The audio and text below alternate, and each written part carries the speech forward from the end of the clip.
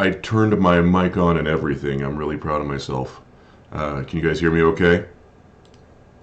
Gotta start my lo-fi. D&D is for lo-fi. As you can tell, like I usually have baggy eyes, but they are impressively baggy this morning. I'm not saying I stayed awake till about 7:30 a.m. working on our stream today, but I'm not saying that. Oh, thanks for advertising weird stuff. Showbliz.bot.fart. Um, So, what are we doing today? Today is episode 2. I'm going to do a brief recap after we get our heroes selected. Chat gets to mess with the heroes. I've got some really fun polls for chat to interact with what happens to the heroes, and it's this is going to take place almost concurrently with the previous session, as Tyron Arkhammer, the kind of the narrator of this whole story, separated from the party, and he is under the impression that things went well for them. If you did watch last session, you'll know that things didn't quite go as planned, partially in part to just me being a crappy DM that throws monsters and bad guys at the party, but also chat had some really cool and powerful choices last time that are going to affect the entire campaign. If you feel lost, if you feel frightened, if you feel alone and hungry, I do post the episode. Oh, thank you for the follow. I do post the episodes on my YouTube channel, so if you don't catch them live, that's all right. The VOD is up on my Twitch channel for like 2-3 weeks. I don't remember what it is. I'm an affiliate, not a partner. But I do put the videos, the video on demands on my YouTube channel, so you can always check them out there. I would suggest doing it. It's going to be an ongoing story. At least skim them. And like I said, I'm going to do a recap before every episode. That kind of tells you where we are. And honestly, like if you don't have the time, because who does, to follow another TTRPG stream, that's okay. The format of this is great because we're using frequently new characters. And frequently new players because, every other week, or every week is a new batch of players. If you have played before, unless nobody else wants to play, I suggest that, or request that you wait a week in between playing. But I would love it if you stayed around and, thank you for gifting the sub, that's so sweet of you. That is a good point. Yeah, Laura just reminded me to let you know that follows are twice as likely to be selected from the chat by Moobot, and subscribers are 4 times as likely. So do that if you really want to play. And like I said, if you just want to lurk, that's okay. I think the content's pretty good. It's a fun story. It takes place in my home campaign with my wife and Jenny D and Josh, Jenny's fiance, and my friend Cal and my sister-in-law. I call her sis because I love her a lot. When we get back from our cruise, there will be our first guest star and our first D&D related giveaway. Right, Laura? It does qualify as a guest. My beautiful wife will be joining us next time, playing her character that she plays in my campaign. So don't miss that one because Laura's a wild person. Thank you for the sub. I appreciate you so much. Zero. Hey, buddy. Love you. All right, so we're gonna. Who's playing? That's what I'm gonna call this giveaway. And then I eventually want to get Miss Jenny D playing her character that she plays in my campaign to play on this and mess with you guys. So she said she'd do it, but I don't want to hold her to it. She's literally the busiest person that's ever lived. There we go. Croesus, you are our first player on The Price is Right. This episode sponsored by The Price is Right. Yeah, if there's still time to enter, I'm going to draw 3 more names. Like I said, subs get a higher chance of being selected, and follows do as well. Friedrin, you are our next contestant on Cordreia Heroes Wanted. Price is right. Man, we're going to get sued by The Price is Right, Laura. This is your first stream. That's amazing. So yeah, and it's going to be immortalized. Your typing of the password is your tacit consent to be stored on my YouTube channel forever. And if people are mean to you, I will delete their comments and then hate on them behind their backs in a group chat with me and my wife. Um, Next entrance. Thor's keeping me on point. I love her so much. Oh no, another problematic one. Chidori. You are our next contestant. You know what I'll probably do is I'm going to play the trailer beforehand to kind of set the tone. That'll pull me out of my weird, like, manic vibe. All right, we're going to do one more entrant and 3, 2, drawing. Oh shit! Deseranto, I hope you're ready. Here we go. Decaf Villain, you are our 4th contestant. We've got our first return, Laura. Yeah, Deseranto played 2 sessions ago. And Deseranto, I believe, is a Fire Genasi ranger. That is, if I recall correctly, in the town of Bavesque. So this is going to be a fun one, and narratively will make sense for Deseranto to be where Deseranto is at. All right, I'm going to play the trailer. Yeah, Laura? Yeah. I'm going to play the trailer, so even if you're just joining us for the first time, you can kind of see what's up. Let me do that real fast, because I like the trailer. I'm really proud of it. I made it, and I think it's cool. I did the voice acting. There's like singing and shit in the background, and that's me. And then there's music in the background. That's also me. I'm working on it. Thank you for putting up with me, everybody. All right, here's the trailer.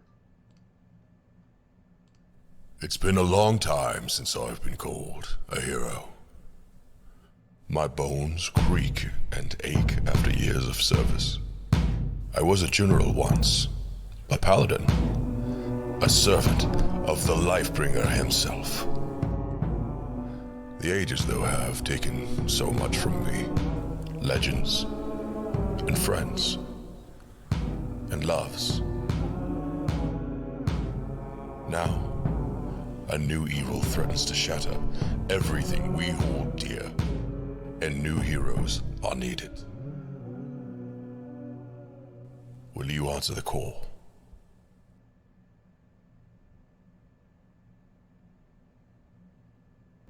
Yay, we did it. Okay. All right, I'm gonna start the music again. Let's see here. Mellow oh, thank you for the sub. Thank you. I made that. I'm all proud of it. Believe it or not, Melloette, as far as like her stepping into the portal, that was up to chat. She was gonna follow you guys to her intended destination if chat didn't interfere. That was just gonna, like I said, chat is making big decisions for us. We've got a fun one this time. What? We've got a fun choice this time. Yeah? Good. I'm gonna go to our game, yeah? Oh, I should probably look at Zoom, see what Zoom looks like. It's probably got, oh, there's beautiful people there. Oh, that looks like a Critical Role background. That's so cool. All right, let's see here. Switch us to our game. Yoink. All right. Oh, that's fun to look at. Hold on, let me go to our Roll20. There we go. There we go. You are on camera. So I've got, let's see here. I've got Ed. Ed, can chat hear you? Let me move my Zoom a little bit. That looks. Hi Jesse. Hey, yeah, thanks for having me on your stream, man. Oh man, thanks for being here. I'm so excited. This is a hastily planned labor of love. I'm so excited. All right, and then we've got Chi, and we've got Decaf Villain again. What up, homie? There you are. Ah, look at these beautiful people. Thank you so much for being here, everyone. I'm going to do some quick introductions, and then I'm going to get into the session. Chat, can you hear these? Hear and see these beautiful people? Sure they can. Off to do errands and adulting. All right, Catherine, love you. Nice. All right. Ed, why don't we start with you, because sequentially on my screen, you're the first one. Why don't you go ahead and introduce yourself and your character for me, if you don't mind. We are muted. Oh, still muted, buddy. Oh, I'm gonna see if I can manually unmute you. Let's see if I can do that. It's There we alright. go. It's alright. Yeah, you're good. 2 years of pandemic, and I should be better at this. I'm Ed McDonald. I'm going to be playing Croesus, a level 2 divination wizard. Ooh. Fire Ganassi. Yeah, really excited to be here. I'm excited to have you, friend. Chi.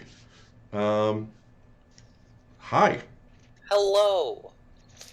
I'm apparently the problematic Chi or Chidori-chan, but I will be playing Precious or Precious Gem, a non-binary tiefling monk. Freaking awesome. Like me, they, them pronouns, everyone. They thems. I think we've got multiple they thems. Am I correct there, Decaf Villain? Woo! Yep. And multiple fire genasies too, because that's what Rocco is, if you remember. I do. And Yep. did I lose somebody? I lost Ed. He'll be back.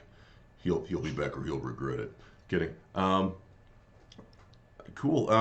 And let's see here. Ren. Hi, Ren. How are you? Hello there. I'm Ren. I'm playing Hana Etelvina, which is a changeling barbarian. So she goes by she, her, but that could change, obviously. Love it. Okay, fantastic. We got a barbarian. We've got a monk. We've got is Ed back? Ed is not back. Ed will be back shortly. And you know what I need to do is last time there we go. Ed's back. Sorry, I just knocked a drink everywhere. Oh no! Do you need a moment? It's alright, my girlfriend is valiantly cleaning up. Oh man, tell her Bless. that's the real hero. Hi, beautiful girlfriend. Thank you so much. All right, I'm going to zoom in just a little bit, see if I can reframe Zoom being all silly. So I'm gonna just write down I listened to your introductions just like an avid fan and didn't write anything down. Ed, what was your character's name again? I'm going to be called Croesus. Croesus, that's right. Divination which I wizard. put on my Zoom name. Sorry, I missed 2 of the introductions there as beer exploded over the entire.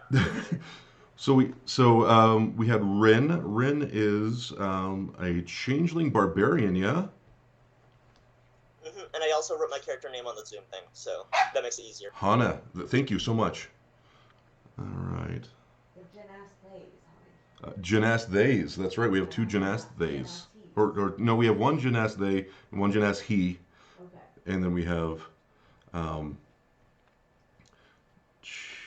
She is a tiefling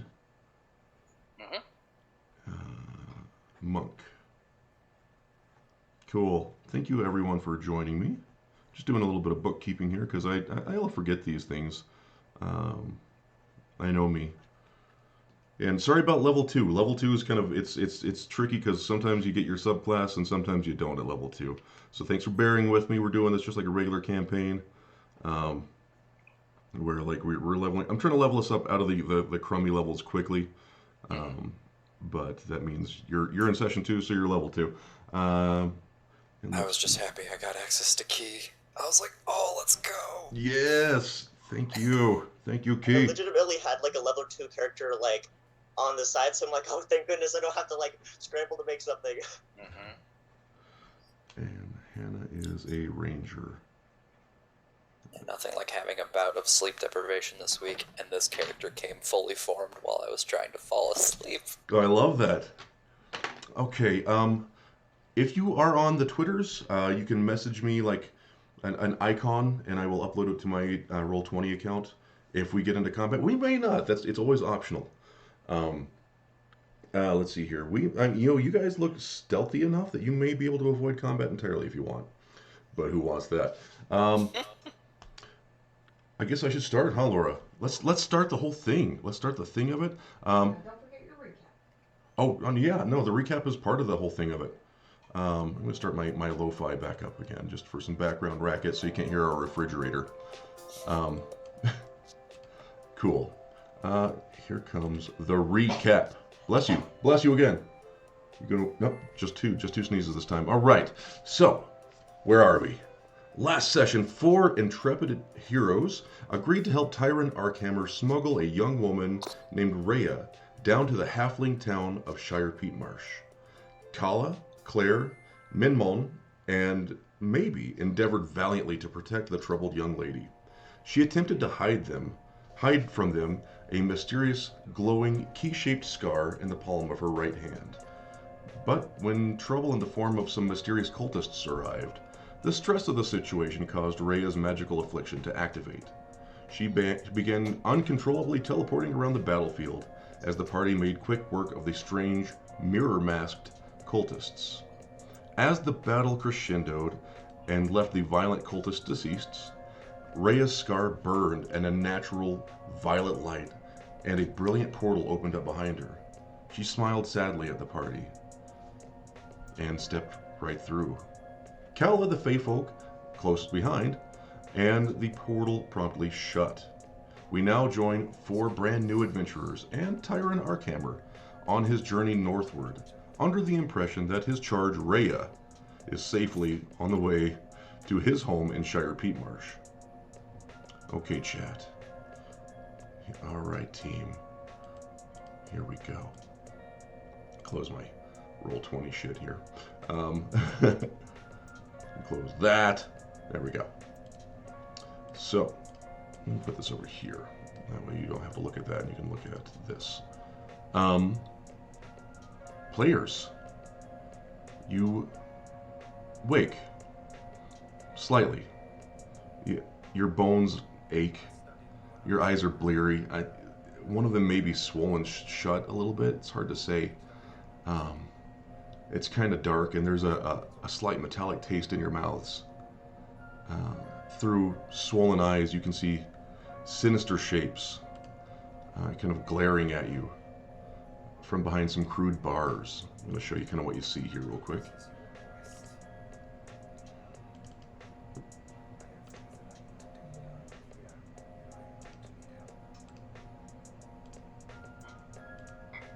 Oh man, that's a very big image. Hold on a second, I gotta resize that.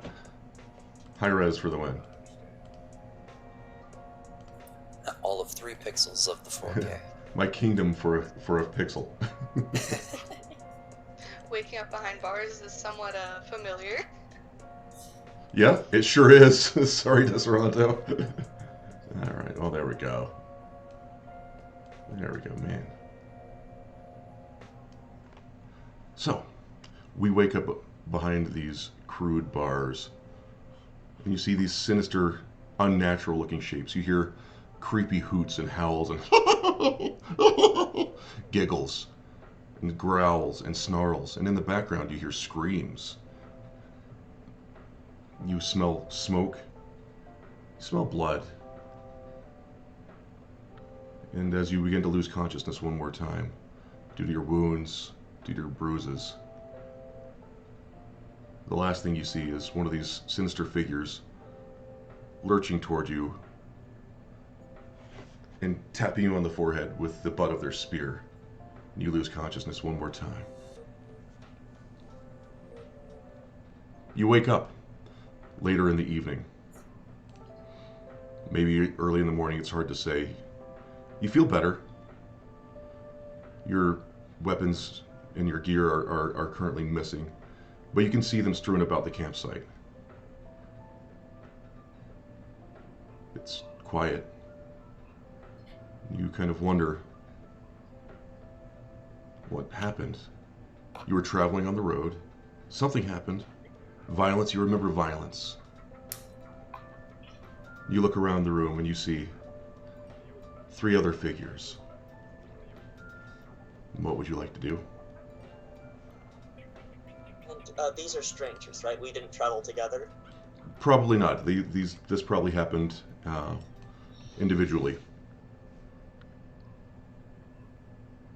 I'm going to stand up. I'm going to look across these other strangers and say, but bloody hell. The I bloodiest. can't believe you didn't manage to avoid this. What on earth do you think you're doing here? I'm sorry, exactly who are you? I would ask the same question. Who am I? You don't know? Are you saying you don't? you don't. Oh, you don't know who I am. I see. Oh. Well, I assume you're from a swamp, by the look of you.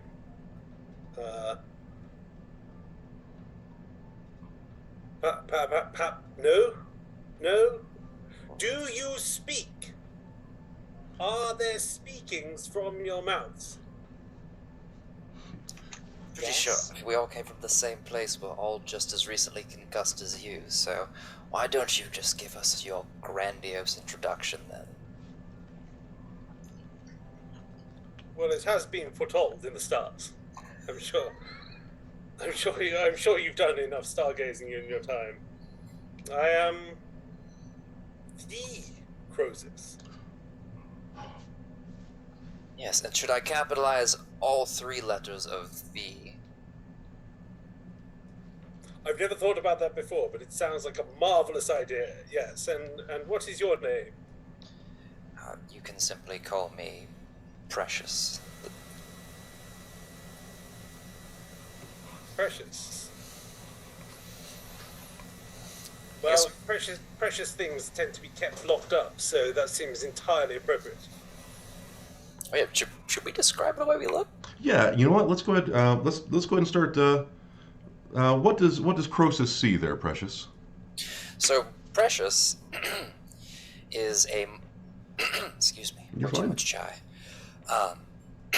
There we go. Is a very androgynous looking tiefling, fairly short, about 5'3".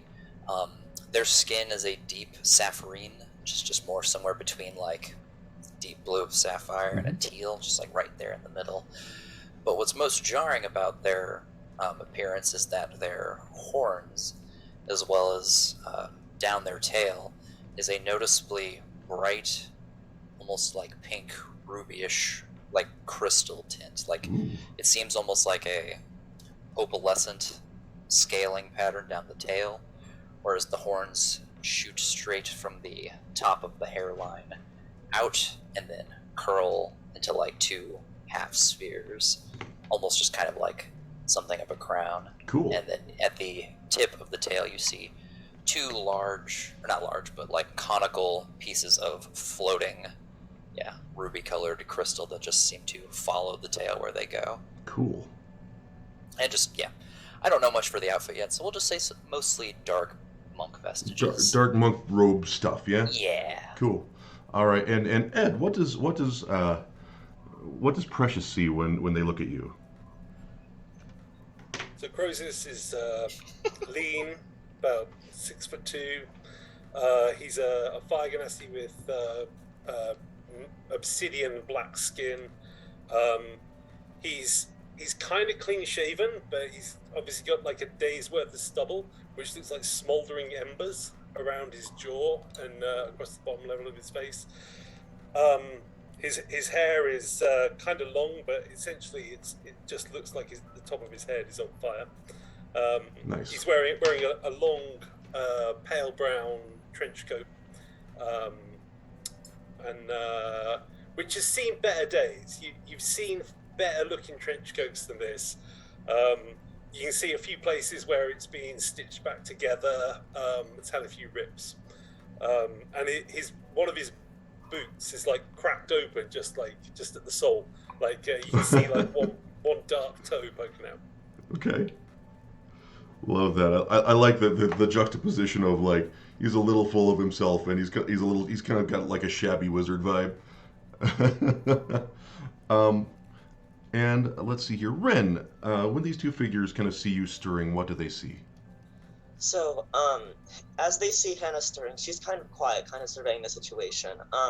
She is a woman. She has a long sort of, it seems like it was once a different color, but now it's kind of faded to a more like pale, almost white color. She has very pale skin, very like deep crystalline kind of blue eyes, and she has sort of, very thick clothing, like one you would see in like kind of like a wintry, kind of like more cold area. So it's very covering. She has like pelts over her shoulders, and she obviously has gloves on, and so She does seem battle hardened, but weirdly not as scarred as you would think she would be. Cool. Hmm. And for those of you that didn't see Deseranto's first introduction, when they look over at the Fire Genasi Ranger, what do they see? They'd see a rather tall individual, very long, dark hair. If they're sitting close to me, they feel warm, almost like if I'm running a very high fever. Uh, it's a bit cozy. um, Dark, tanned skin, but almost leaning towards like burnt, like really red tinges to it. Also a trench coat, but in much better condition. Obviously takes great pride in their appearance. Kind of flashy boots. A little bit of a western feel to it. I remember that. There was a little bit of a cowboy vibe to Deseranto. I liked that. Yeah. Okay. Are they he, him? Or are they them? They are they them. They them. Awesome. Cool. Yep. A Calvé vibe. Sorry, I didn't mean to misgender with the Oh no, I was just colloquialism. writing it down for my notes. You all good? Excellent. So, as you come to, you've all had a full night's rest. So your injuries have subsided because D&D is magic, and you realize you've slept through the evening, and it is the weeest hours of the morning. The light is just barely creeping over the horizon. You see several cages, some of them empty. The one to your immediate left, there appears to be a figure stirring in it. Do not appear to be alone, everyone. Nice shot. Indeed. As you make your introductions, you peer over. I'm not going to mess with the dark vision thing because it's kind of dimmish light, but you see what appears to be an Aarakocra woman. She looks a little bit like a cardinal. And for those From St. Louis, thank you. nice St. Louis. Let's go. And she is just kind of standing there, and as you speak, her head kind of just tilts a little bit. And she kind of cautiously approaches the bars and kind of waves, and just the very edges of her hardened beak kind of peek up just a little bit, and kind of a smile.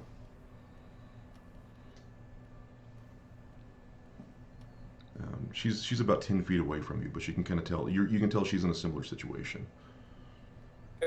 May I just inquire of all of you, does anyone have a key to the cage? Wouldn't that I'm be assuming- convenient? I'm assuming no. I would have to guess no, although I don't know how well any of these tools would work. Just having a bunch of random little clamps and crimps. So, we are in a cage, right? You are in, yeah, kind of it's a primitive. It's very sturdy. It looks like there's been like a heavy rock kind of leaned up against the crude gate that has been kind of hastily tied shut. Like that, the opening of the mechanism isn't going to be the hard part here. It's that it looks like you're kind of physically barred in. And you can hear off in the distance some kind of soft snores and some growls, kind of as several. I'm not going to metagame, but you guys know what gnolls are. Are kind of barely beginning to stir in the. In We the don't early have, morning. do we have our equipment? You do not have your equipment at the moment. And what are the materials of the bars? Just because in the picture, it's going to be wood, but I wanted to make sure that if it was wood or something else. Yeah, there are some wood slats, there's some iron slats. It looks to be some old spear handles, some long rib cage bones. These appear to have been just fashioned out of like whatever a roaming band of gnolls could find. Very fair. What kind of lock or locking mechanism does it seem like we're dealing with here? Make a investigation check. This is really crudely made. It looks like there are several points of access because it's just hewn out of some weird stuff here. Alright. First roll of the day. Is it investigation? Yes, sir. 9. 9.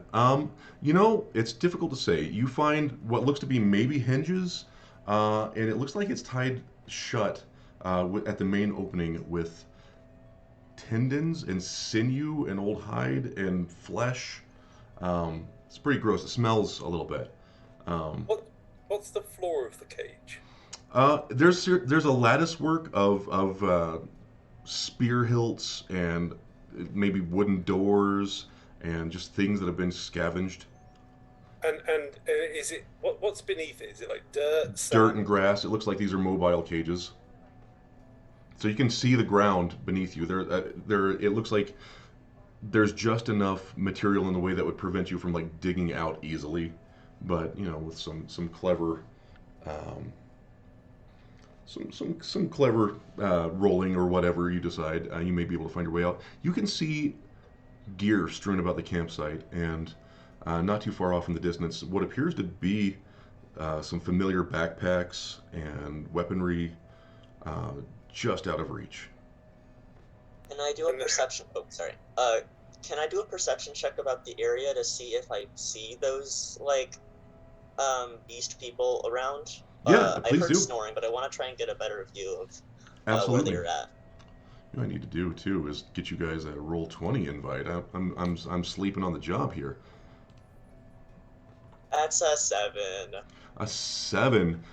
You can see the glow of a campfire off in the distance, and several really ramshackle-looking tents. It looks like they were stolen. There appears to be one larger tent that may be made by these creatures, but for the most part, they are just. How many gnolls are around us? Make a perception check.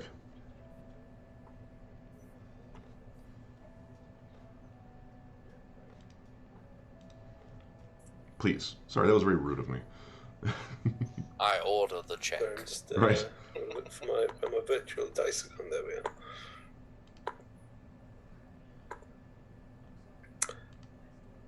So that'll be at 13. 13. Okay. You're able to tell that there are at least a dozen, if not more. And I'm gonna. And how many are near enough to our cage is really what I'm looking at. That if we did anything, they would potentially notice. You see a small patrol of. It's the morning light is hard to tell, but you see two hulking figures, kind of a taller, thinner figure, and what appear to be some sort of quadruped, kind of patrolling in the distance. Thank you for the image there, Ren. Appreciate it. I see that. So yeah, kind of patrolling the area. You do see some, but they're probably 30 to 40 yards away. They're not paying close attention to you. They appear to be kind of a night watch, and they're not being very watchful because they're just not feeling that anybody's going to make an escape. Maybe you're not conscious yet. They're not sure. Based off of the patrols, is it groups of them, or is it one at a time they're coming around? There's a small group of 3 individuals and 2 smaller quadrupeds. And I'm typing in the Zoom chat a Roll20 link. Oh. I was supposed to have done that many moons ago, but I didn't. I just didn't. As you kind of as you're looking around your cage, you hear commotion kind of off in the distance. You hear stifled screams and a few cackles, and you hear some grunts, and you see some bright flashes of bright blue near where the patrol was.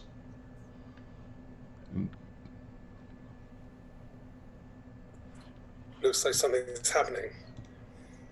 Let me just check. You have useful skills, yes? Well, if I could try and break the cage open, but I don't think that would be a great idea since we're unarmed at the moment. The cacophony kind of continues, and you hear more screams. Not so much as to wake up. It's kind of removed from the rest of the camp. It appears somebody is assaulting this patrol. Tell you what. All right, we need to be out of here. It's one thing to be captured. It's another thing to be captured after the people who've been captured have been dispatched. It's true. Do the gnolls seem at all bothered by the sounds in the distance, or is it just a typical Tuesday for them? It's a typical Tuesday for them. Some of them appear to be sleeping on a full belly. I would like everybody to make an active perception check for me, if you don't mind, please. 19. That's good. It's an 18. 18, great. 6. 6, okay. That'll be a 3. 3, nice. With an 18, you see some skeletons, hopefully animal skeletons, hard to say, near the camp. A lot of the camp appears to have a very full belly from the evening before, and you do recall sounds of like intense violence from the night before. So it appears like the camp proper is sleeping off. Kind of they have the meat sweats.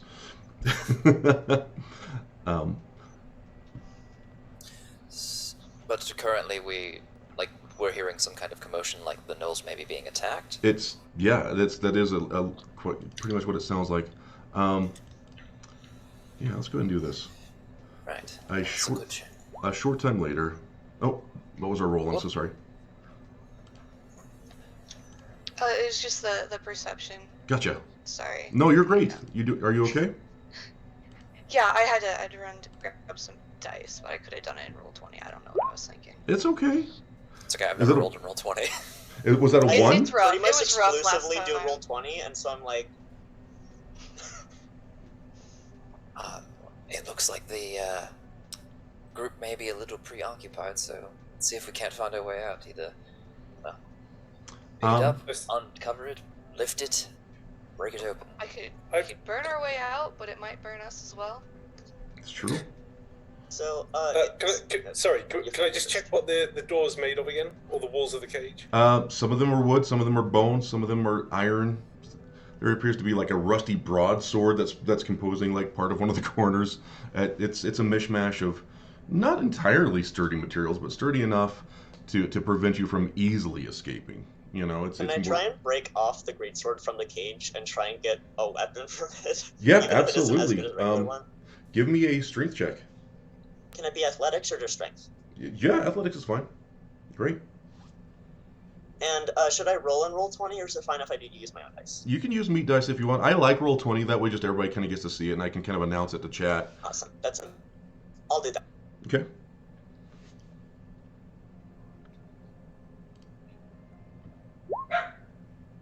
That is a 22. 22.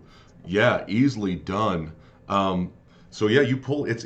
You've seen better greatswords, but you have got a functional greatsword. It's definitely better than my hands, Better so than- I'll yeah. take it. Better than the I'm not saying my Knucklebuster hands are Express. good, but like,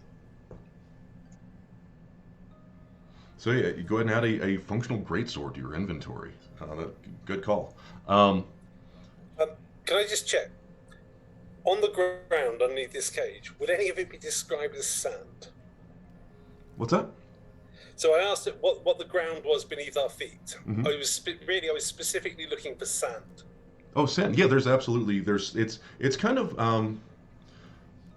Boy, I was going to describe the ground in like Nebraska to you, but I don't know if there's a lot of good.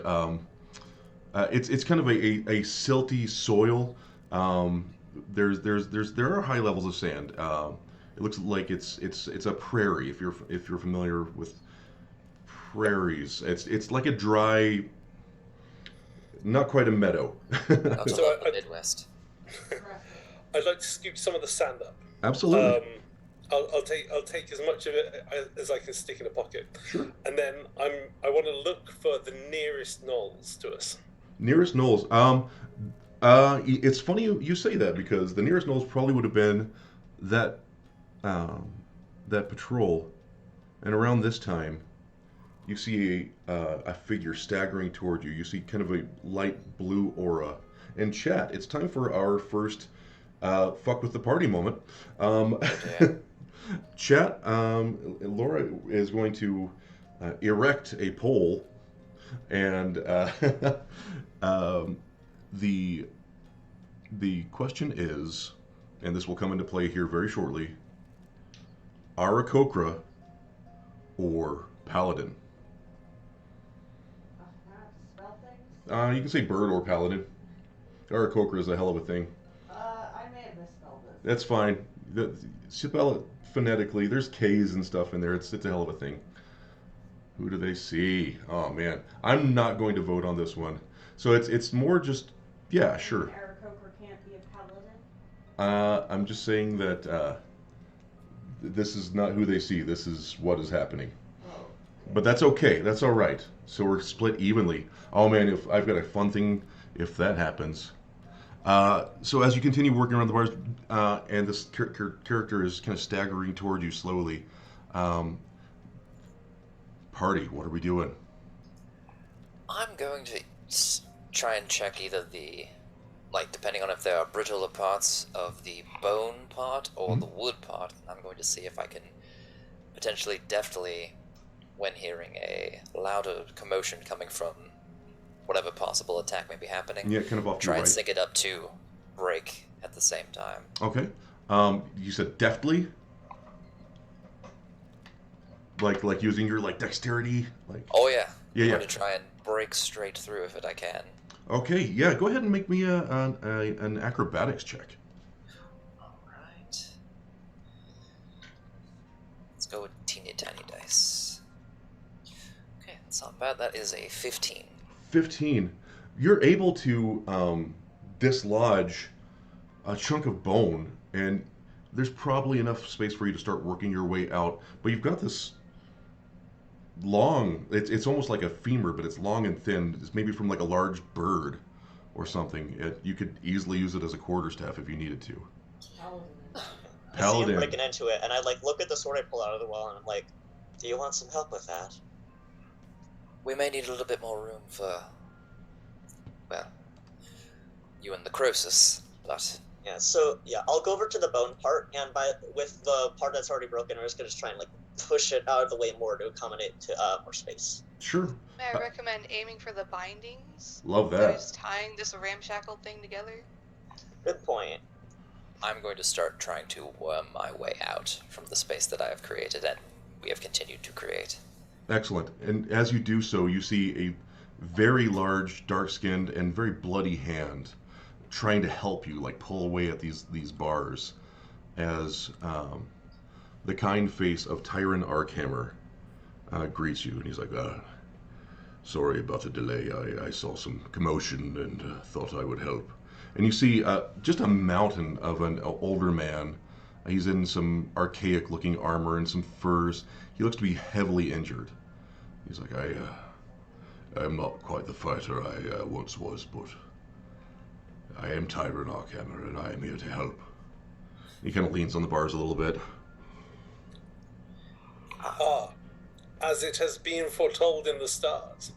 Sure, out of the stars. You have. Is this? And he kind of pulls and go ahead and make a. Whoever would like to a strength athletic check with advantage as Tyron is helping you. I'll go ahead and do that. All right, our barbarian, go ahead. You don't want mine. Not at No, all. no. I mean, if you insist.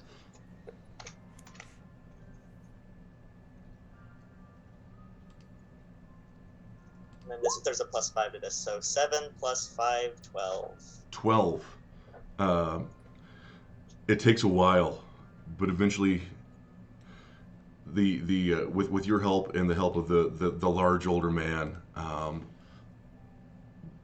couple of the rib struts and the spear shafts kind of give way with a loud snap, and he kind of falls back in the dirt, and kind of painfully sits up a little bit. He's like, I reach a hand out to him as if to like help him out. Sure. And you help him to his feet, and you hear a hyena bark in the background. And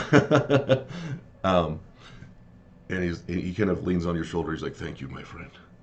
Let's get out of sight for a second, just so they don't immediately know where we are. I feel like that is the better part of valor.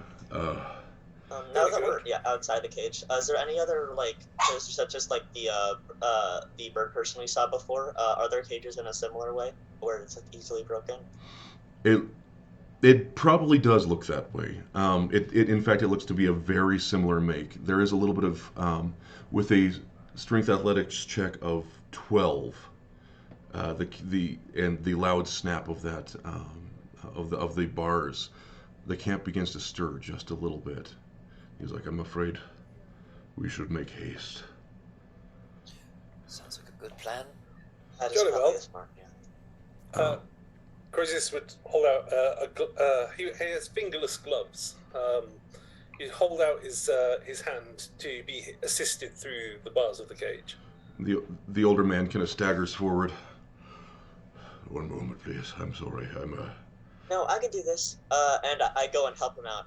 Not like delicately. I like grab his wrist and pull him through.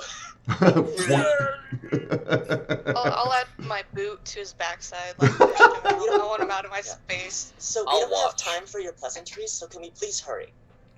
Can I make an acrobatics check to see whether as I am booted out of the cage, I manage to roll back to my feet? Absolutely, please do. It's love not that. going to go well. Please do. Precious being a bit of a voyeur is just watching all of this happen. Love it. It's a flat roll.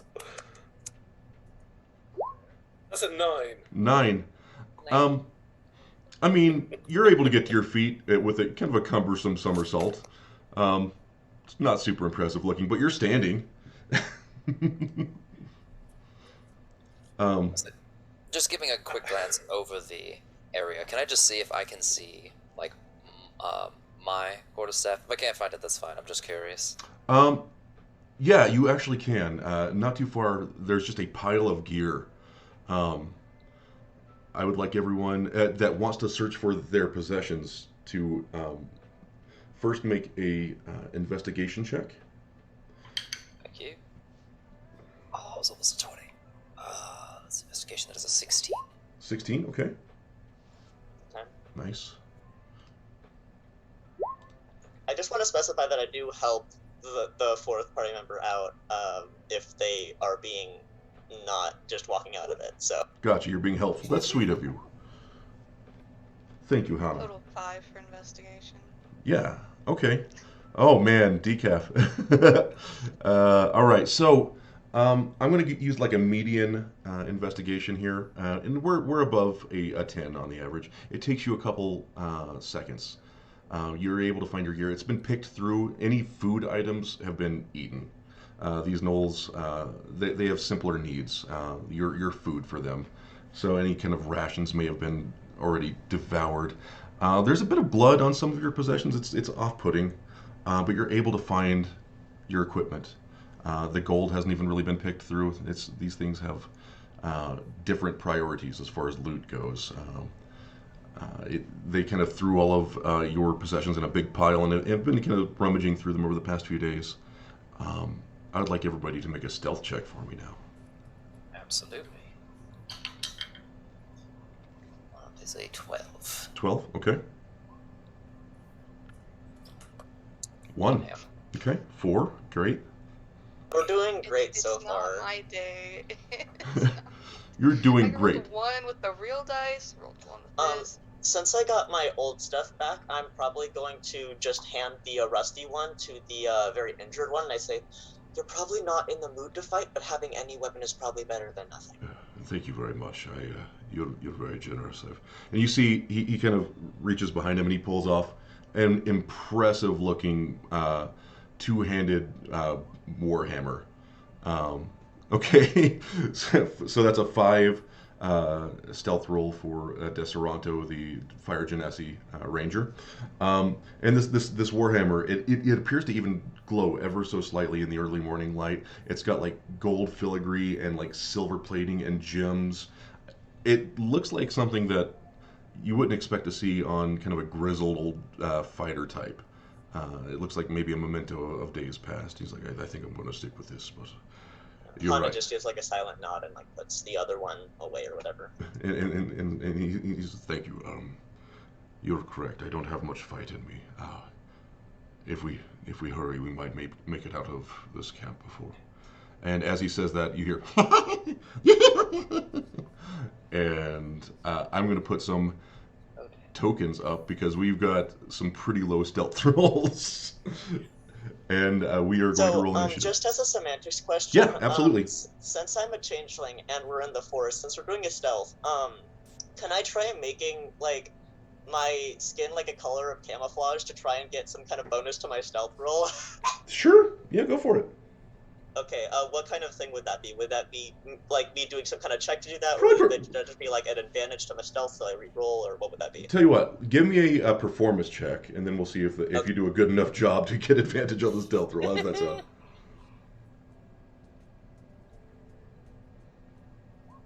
$19, yeah, absolutely. Roll them again. Yeah. Awesome. 10. 10. Better, technically. Yeah. Better. You know, tell you what, I will.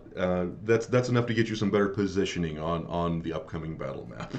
I will take it. And yeah, you guys do notice that while Hannah is trying to stick to the trees, that her skin kind of like, almost kind of like shifts and like kind of camouflages into the natural kind of area a little bit more. All right, I'm going to put us in Roll20 on a map. I don't have character icons for you just yet. I apologize. No worries. Oh, there we go. So, cat. And we're going to close that. We're going to go here. I believe on Twitter that I did at you with the character token I was using for Hannah. You sure did. You sure did. I did download that, so we'll get there, my friend. Awesome. Give me one moment to kind of reposition this. I'm going to zoom in just a little bit. You can kind of see the cages in which you were at. Let me see, is that showing up on? Yeah, there we go. So there's some cages. The Knoll camp is kind of off to your left. Off to your right is kind of some thickets. It looks like a little bit of rougher terrain. And there's kind of a clear path that leads northward. And as you begin limping out of the cage, and the Knoll camp starts to stir, the older gentleman says, "If I don't make it, head north. When the road branches off to the right into the forest, take the branch. There's a friend there. If they pursue you, just run." And you see gnolls pouring out of this encampment. Several of them are dead over in the thicket off to the right, as this aged paladin has thoroughly mauled them. Let me add some characters in here for us. I'm going to upload your character, Rin. Give me one moment. Yeah, and as the paladin kind of says that, Hannah just like quietly but kind of like says to him, still doesn't know that she's doing a bad stealth. It kind of like whispers to him like, "If you speak like you're going to die, you surely will. Have a little bit fight as if you're going to win. That's... Or if you can't, then just don't keep telling yourself you're going to die, or surely you will." Excellent advice, Rin, for everyone here but you. Who's Rin? I don't know who you're talking about. That's Hana. I mean, I didn't tell them my name either. It's true, good point. Strangers who just sat in a cage. All right. For some reason, the file type is not loving us there, Rin/Hana. So I'm going to upload some kind of very generic minis for you guys. No problem. My apologies. Let's see here. Sorry, while we re-upload, can I just check? We've got Precious, we've got Hana, and our third adventurer. Oh, sorry, Deseranto. Sorry, I don't know how to. Deseranto, sorry. What was that? Yeah. I have the note page. Hold on. So, I was gonna say, what is it? It's not Despacito. It's something else. It's close. That's the party Despacito. nickname. When we learn your name, that's what we're gonna call you. But like for now, you're safe. That's true. You've got a nickname, friend. Sorry. Yeah. It's too late. It's already happened. There's no going back now. Doesn't help knowing Japanese. Like, ah, yes, they're just Desu. Desu. Desu. Yeah, love it. All right. Deseranto. Good to know. Thank you. I'm just until it's cool. Spelling is important. Hannah, I'm sorry, Deseranto, I'm just going to talk to you by your characters' names. That's going to keep things less confusing. You should have a that's character good, you can yeah. interact with now. Let's see here. If I'm incorrect, please let me know. Let's see here. Let's go with.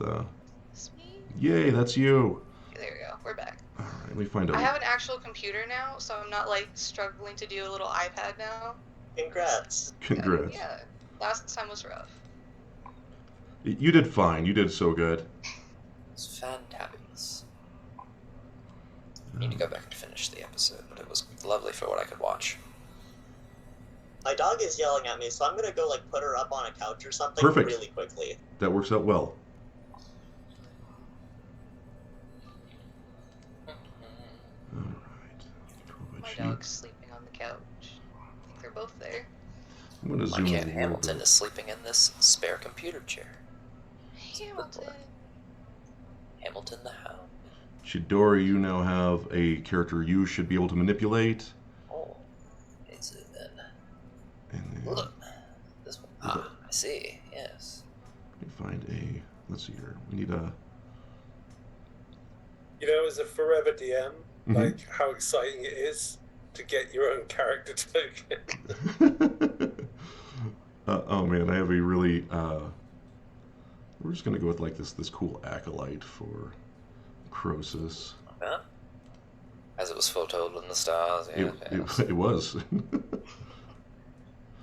Where's Ed? There's Oh, that's really cool that you like literally have like token things, because like how how we do it usually in Roll20 is that we have like the circular kind of like flat image, but that's actually pretty cool.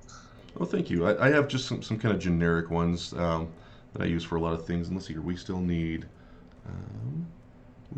Hana. I'm trying to find like a cool barbarian type. I'm probably devoting way too much time to it, but it's important to me. Aesthetics are a whole thing. I 100% understand the struggle to be like, I want to get on with it, but like this has to be perfect. You don't understand. Yep. Brush's Gem appreciates aestheticism and perfectionism.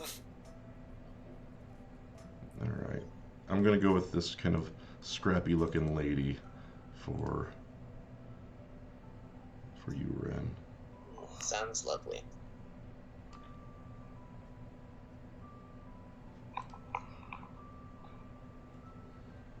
Oh, there goes Percy. Sorry, I have 5 cats. Oh, wow. A lot of cats. Oh yeah, That's a whole flock of familiar. you're not wrong. We've got Hamilton, we've got Percy, we have Ray, we have Aziraphale, and Scotty. All right. I'm going to make you a little bigger. Make you a little smaller. Here's your Oh, Percy. not that much smaller. Yikes. Sorry, Ed. Oh no! I made you weird. There we go. Fine. All right, you guys have characters you can control now. Tyron, the paladin, I'm going to put him kind of off here somewhere. Is kind of staggering out. You see in this cage, the Aarakocra kind of silently gestures towards the knoll encampment as 3 figures kind of rush out, flanked by 2 large. It appears to be does anybody have dark vision? I do not. Thank you. I don't think I do.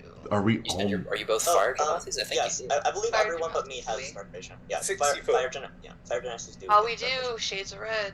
Yes. Forgot about that. Yeah. Okay, love it. Oh, wrong thing. So just me. All right. Change into something with better eyes. Yeah, you would Specialized. think that would happen, but apparently not. You see these large figures kind of approaching you. We're gonna go with token layer. Those are some big boys. Token layer.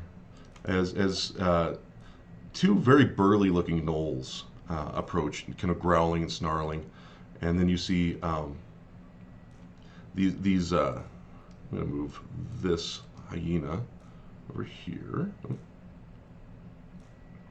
There we go. Kind of over here.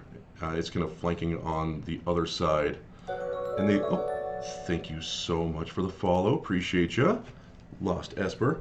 I'm going to zoom back out so chat can kind of see what's happening here. There we go. Cool. So there are some figures approaching from the northwest. Zoom. Nope, roll 20. I'm going to move that down just a little bit so chat can see what's going on. There we go.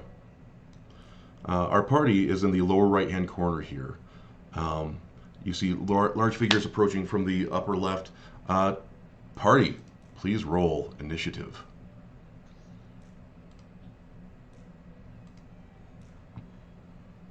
Oh. Nice. That is a 7 for Precious Gem. 7 for Precious. Well, I rolled a D-2 and got a 2. Okay. So I re-rolled a D20 and got a 1. At least we're getting the bad rolls out of the way with initiative. Like, Right. Hey, I got a good roll. Yeah, For neither once, did I for got a you, very- I'm happy. I mean, it makes sense that the ranger would be like on their tip. Yeah. Neither the evens nor the odds were in the Croesus's favor. All right.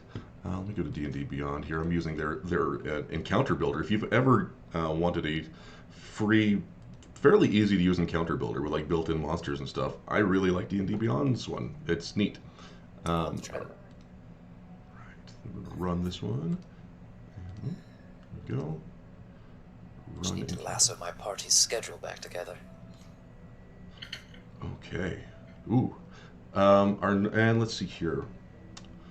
Let me look at roll 20 here. What did we get? All right. We got 8 for Hana. And we got... Let's see here. What did Deserato... Oh, Deserato got a 20. Total 22. Okay. That's pertinent. What's your... that's actually very pertinent. What's your agility modifier there, Deserato? My dex mod Yeah. is +2. +2. Okay. So you're second. Because we had another 22. Another high roller. Yeah. Oh, someone very dexterous. And then or just had good rolls. And then we had a 21, so that's right after you. Oh dear. And then Luck on the opposing side is not a good sign for us. But we are at a bit of a distance, so that might be nice. you are at a distance, and it's hard to tell what's really happening. Just because of the suggestion of me being in a better position, since Yeah. I was hiding, can I get some cover by the cages? Absolutely, if that's what you'd like. Yeah. Feel free to move yourself within your movement from your current position anywhere you feel it would be a good starting position for you. There. Yeah, I think I'm peeking past, but I'm like slightly behind the cage behind here, but... Is this Tyron over here? Yeah, off to the right. Alright. Mhm. Alright. You know, I'm guarding him. Oh, you're so I sweet. know it would be sensible to be standing at the back, but I just don't think that's what Croesus would be doing. Well, my assumption was that we were stealthing and then they were discovered, but if y'all are like running up, that's totally fine. But like that would change where I would be, because Hana would probably be in the front, but they were giving an attempt to hide even if they didn't know they were doing bad. I love the RP. That goes a long way with me. So. I find it really funny though, like Hana's like stealthing behind the cage and then everyone runs forward, she's like, wait, no! Yeah, I'm starting to just kind of get a good pace, not away from the party, but just kind of vibing out the opposing forces from a distance. Okay. Man, Deserato, you were out there on your own as far as getting close to the top of the initiative order. Okay, so Let's see I'm here. not first. Oh, yeah.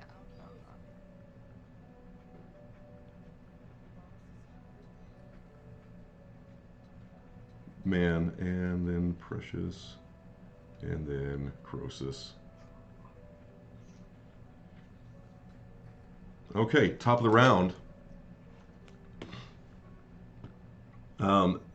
The smaller of the two gnolls is cautiously moving forward, sniffing around, and they appear to be kind of conversing back and forth. You may know the language. I don't know. I don't know your life. Probably not this one. It's not goblin, is it? It's different. It is not goblin. I think this time. gnolls do actually just speak gnoll, unless you make them speak something else. Nope, they just speak gnoll. He's just going to move forward. He's looking very cautious and kind of defensive right now. Okay? Deseranto, you are up. Alright. I have to remember what all I have at I understand. level 2. Range 90 feet. I'll cast Hunter's Mark on this closest up one. Got it. All right. Hunter's Mark on that one. Understood.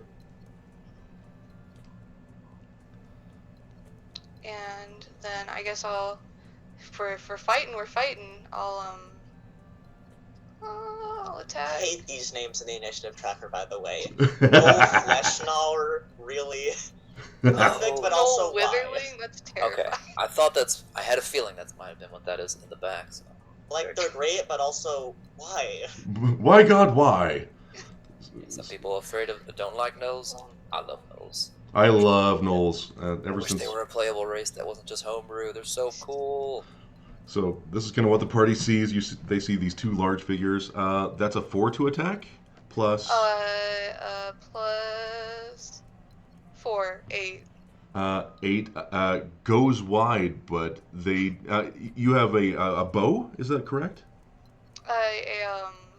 Longbow. A longbow. A massive arrow screams past the ear of the gnoll hunter. And he looks over his shoulder and gestures towards the cages. Up next, we have the large hyena off to his right speeds forward. It just at a full-on dash. 1, 2, 3, 4, 5, 6. With little care for its own safety. It's going to dash 7, 8, 9, 10, 11. It is in melee with you, Deseranto. Alright. And let's see here. Up next, we have the Fleshgnawer. And seeing the arrow speed by, it's going to stomp forward. It's a little slower, a little stockier. 2, 3, 4, 5, 6. And he's going to shout something in their creepy, unknown, gibberish tongue at this hyena. And it's going to use its reaction to take an attack at you, Deseranto. So that is... Alrighty. All right, friend. Sorry. Does a 14 hit? Yes. 14 hits. Oh no. We're off to a rocky start, team. Never like when they say, oh no. That is 2 piercing damage as the hyena bites you. Okay. Okay. Up next, because that was his action, we have this. You hear this creaky, hollow, groaning howl as this tall, gangly. It's the same height as these other creatures, but much thinner. And you can see early morning light shining through the rib cage of the skeletal, zombified gnoll as it lurches forward. And it's going to also double dash. 1, 2, 3, 4, 5. It's not as fast as these other guys. Okay, up next is the other hyena. It's going to double dash forward. 1, 2, 3, 4, 5, 6. 1, 2, 3, 4, 5, 6. Croesus. Okay, up next we have Precious. All right. Let's see. Yeah. 5, 10. All right. Precious is going to run up, very goadingly just take a simple stance, just standing very up straight, twirls their very flavored quarterstaff, which is a kanabo, or a Nice, oni yes. club. Yeah. The studs are a similar color, just like reddish pink gemstone or Cool. crystal, and yeah, they will just take a stance with it, and they will. I think I'll bonus action. Where is it? Yeah, I will spend 1 key point and take patient defense. Patient defense, And then love I that. will hold my action for if anything comes within my melee range. I think it may happen. I jumped the gun a little bit there because I think Hana, you had an 8, correct? Initiative. Yeah, I did. I'm so sorry, but it didn't seem to really impact the battle too much. Hana, Yeah, we you were were going at the same time. We were both on the dot. Okay, so as Hana sees them walking forward, is there any movement rules about diagonals, or we go with that? I'm good with diagonals. Take your diagonals. Okay, cool. So let's see. 1, 2, 3, 4. Okay, 1, 2, 3, 4. And as Hana gets over here, so she goes to the center of the pack, Okay. and as she takes out her sword, she always has this kind of like chill aura around her, like it's a little cold. But as she kind of like focuses, it's like it's not like anger, it's like complete and solid focus. Ooh. As a kind of cloud emerges from her, and as it lets go, it looks as if she's a solid statue of ice as she rages. Oh, love that. Great. All right, so that's your bonus action. Yep, and then as my action, I'm going to attack the zombified one. All right. Yeah, let's do it. I'll start out with a reckless attack. Okay. Reckless, yes, hell yes. Yeah. And Love reckless attack. 20, I add 5 to this. So that's 13 to hit. 13. Let's see here. I think that hits. I think it does. It does hit. Okay, awesome. So 2d6 plus 5. That is 9 points of damage. That includes rage. 9 points. You cleave off one of the arms and leave an impressive gash in its supporting leg. It already looks badly hurt. Yeah, and as I stand there, no emotion, just a solid statue as it stares. As she stares. Yeah, that's my turn. And it returns your gaze. It's unnerving. It's this zombified. The eye sockets are largely hollow. The skin is pulled tight over this long hyena snout. It's really ugly. All right, so we have coming up, last but not least, Croesus. What are we doing, friend? Okay.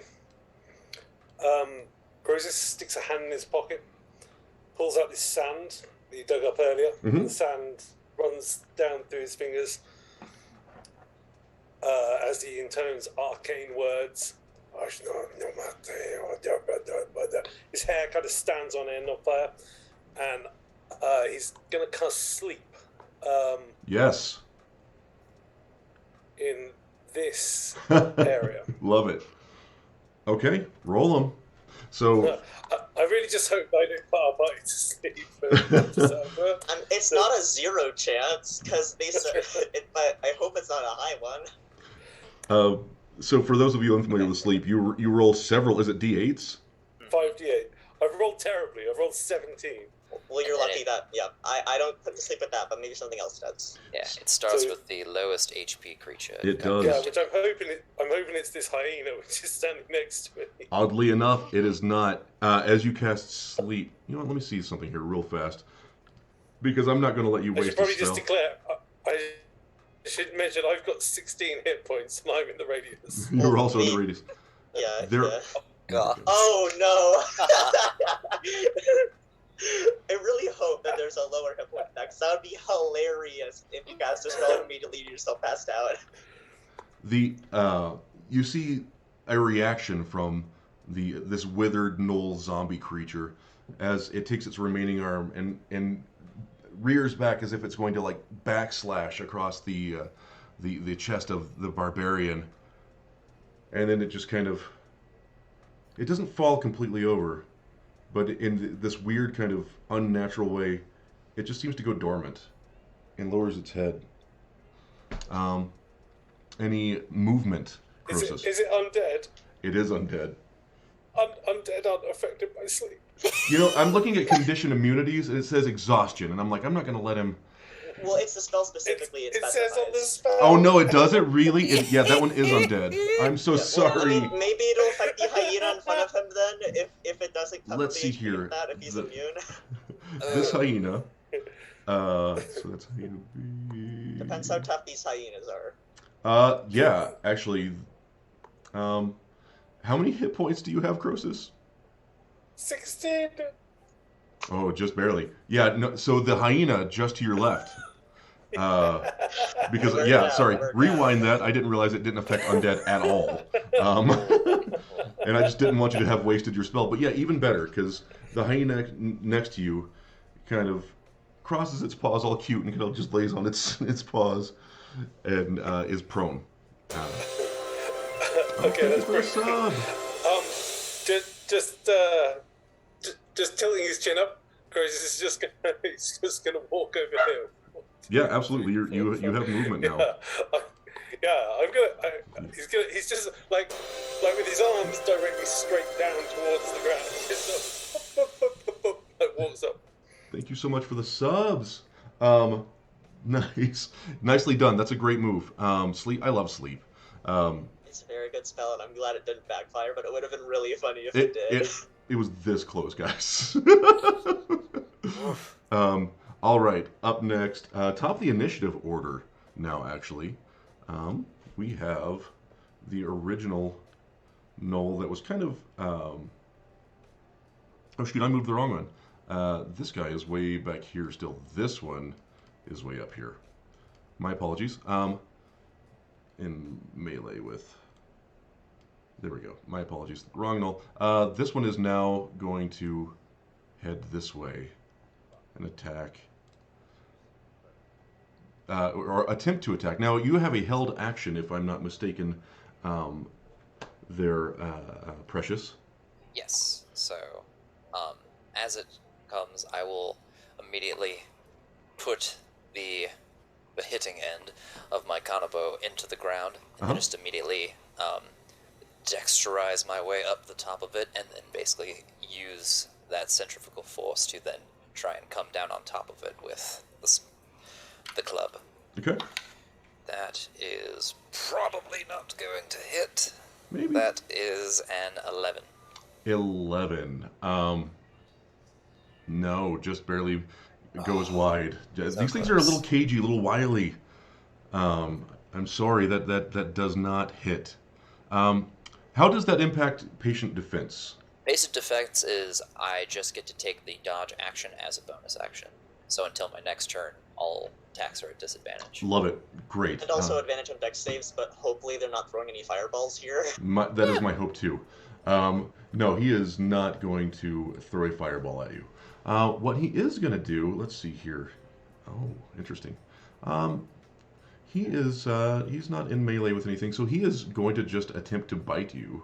I think, let's see here, the hunter. I need to go to the hunter. Sorry, Roll20 is being sluggish for me, and I'm not, there we go, Knoll Hunter.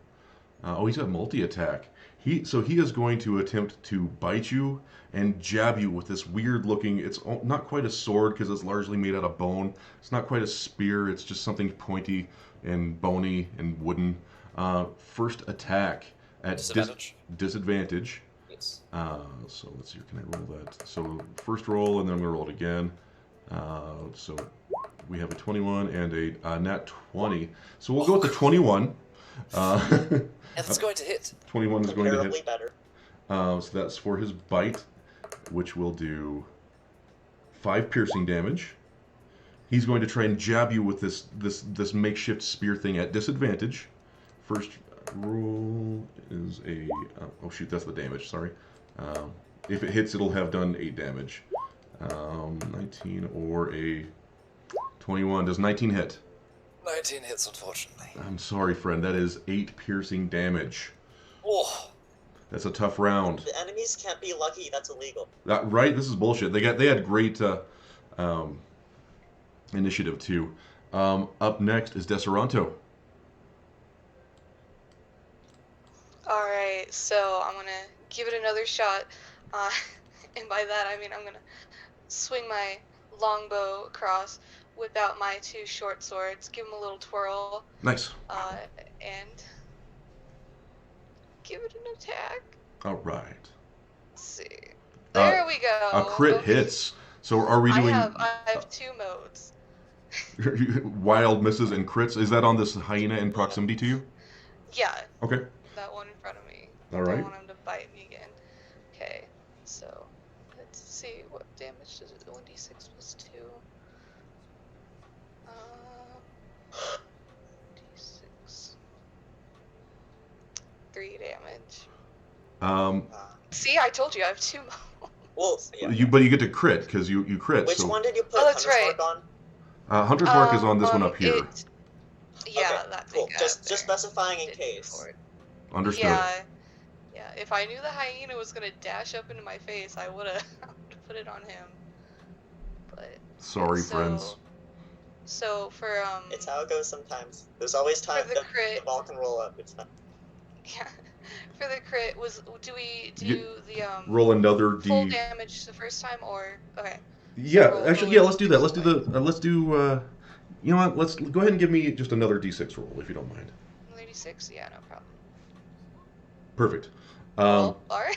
You So you nine. managed to completely eviscerate this hyena. It rushes up, Oh. takes a snap at you, and how do you want to do that? Can I just take both swords and just kind of decapitate him? Just Easily no done. bitey. Like casually. Get those teeth away. Deseranto's a scary person.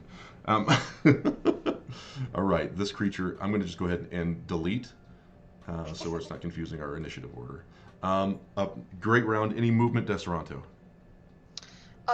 No, I'm gonna stay here and keep guarding Tyron. Love that. I owe him a favor. You feel like a heavy hand clasp on your shoulder, and you hear "thank you." You see, I knew this was a safe place to be. You hear from behind Tyron you. and Cassie gotta stick together. In the smooth yet mildly irritating voice of Croesus. Up next, let's see here. We have the Fleshnar, the big one. Let me look at something real fast because he does have pack tactics, but his only ally is not a gnoll, but rather an undead. He doesn't have to worry about it because I reckless attack, so he gets advantage anyways. Oh shoot! I'm sorry, friend. Can I just check how you roll something to do with portents? Yep. Portent specifically says that you have to declare the portent before the roll, but I've always played it where you replace a roll because it also says replace. Are we cool with replacing? Hell yeah. Yeah, no, rule of cool all the way with me. And I am not here to ruin your time. I'm here to tell a fun story. So yes. No apologies needed for the advantage. I know what I was getting into. I started off So the Gnoll Fleshnar is going to run up and attack at advantage, not double advantage. First, it's going to swing with this nasty looking like bone scimitar short sword situation. At advantage, does a 14 hit? just hits. Just hits. So that is 8 slashing damage. Reduced to 4 because of rage. Because of rage, yes. And then, love that. Thank God you're raging. Because this thing gets multi-attack and a bite. And it's going to do the same thing again at advantage. That's a 16 and a 15. Does it? All right. That is 6 reduced to 3. And Cool. then it's going to try and clamp down on your shoulder with these massive drooling jowls. That's a 13, does not hit, right? and a 15. I think 15 hits, yeah? I keep accidentally muting myself. Yes, 15 hits. My AC is 14, just to let you know. Okay, love it. And 6 additional piercing damage as he lands all 3 hits. 6 reduced to 3? Reduced to 3. Cool. Just tell me the full amount, I'll half it. Got it. Love it. Going forward, we will do that. That's his turn. And let's see. Up next, we have this creature to its right. Kind of groans and whistles a little bit, and is going to. It's hurt pretty badly. It's going to try and take a swing at you with its. Okay, come on, D&D Beyond. I just hyped you out. There we go. It's going to try and. It's not going to get multi-attack because it's missing an arm now, but it is going to try and swing with its remaining arm for 13. Does not hit. That's okay. That's his turn. Up next, Hana, you're up. Cool. Yeah, as the strikes come towards me, it's like the face doesn't move, but it's that kind of thing where it's like when you have like ice and you like water in it and just like and shine kind of like shatters a little bit. It's like after every hit, the outside isn't changed, but the inside just kind of cracks. Nice. And she looks up and notices that it's like trying to crowd control. She's going to continue to try and get this undead one just to make sure that she doesn't get a lot of attackers out. So that's going to be another attack. I'm doing it regular this time, no reckless. Love it. So that is a 17 to hit. Definitely hits. Cool. Let me do 15. That is 15 points of damage. How do you want to do that? Cool. So as the zombie kind of like reaches forward with his hands to slap, it bounces off of the icy exterior, and she just grabs the hand, kicks his torso, and pulls the arm out, and Yes. just like kicks him out of the way. He just like falls to the ground, not moving. Mortal Kombat style. I love it. Excellent. Okay.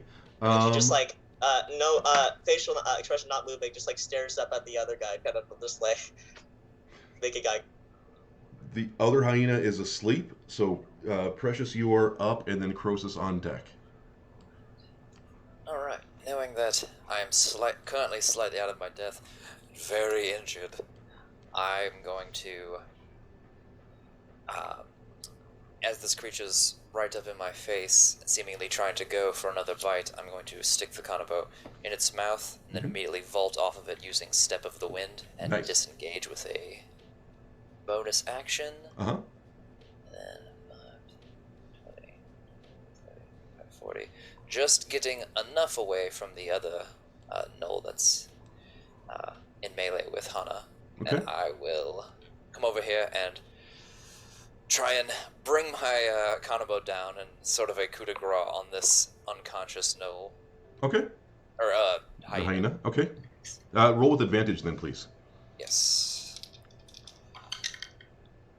Right, yeah, that is going to be a 21, and I believe for unconscious, is that an auto crit? Yeah. Okay, and how are we doing it? Were we doing it crunchy, where it's full damage plus die roll, or just I've been double dice? doing just 2 die rolls, if that's okay Dice, this time. okay. Good to know. Right, so... They have 5 hit points. I bet you can do it. Yes. Alright, What if it fails? that is 15 bludgeoning damage. 15 does that. Do you want to describe how you dispose of the sleeping hyena? Yes, just for the sake of its well-being and mercy, I will just bring the Kanabo straight down onto the head, so it's just instantaneous. And mercifully done. It's and with an uncanny grace, you managed to dispatch the sleeping hyena. Any other movement? I think that's... Oh, I can get a little further. I'm gonna go ahead and I will read just... Yeah, I will just get 5 more feet away. Love That it. will be my turn. Okay, excellent. All right, Croesus, you are up. What are we doing, handsome? All right. Oh, this is dead too. So we've got 2 standing gnolls remaining. Yeah, I'm gonna kind of just like walk forward Mm-hmm. a little bit, And then I will cast Ray of Frost Yes. at this knoll.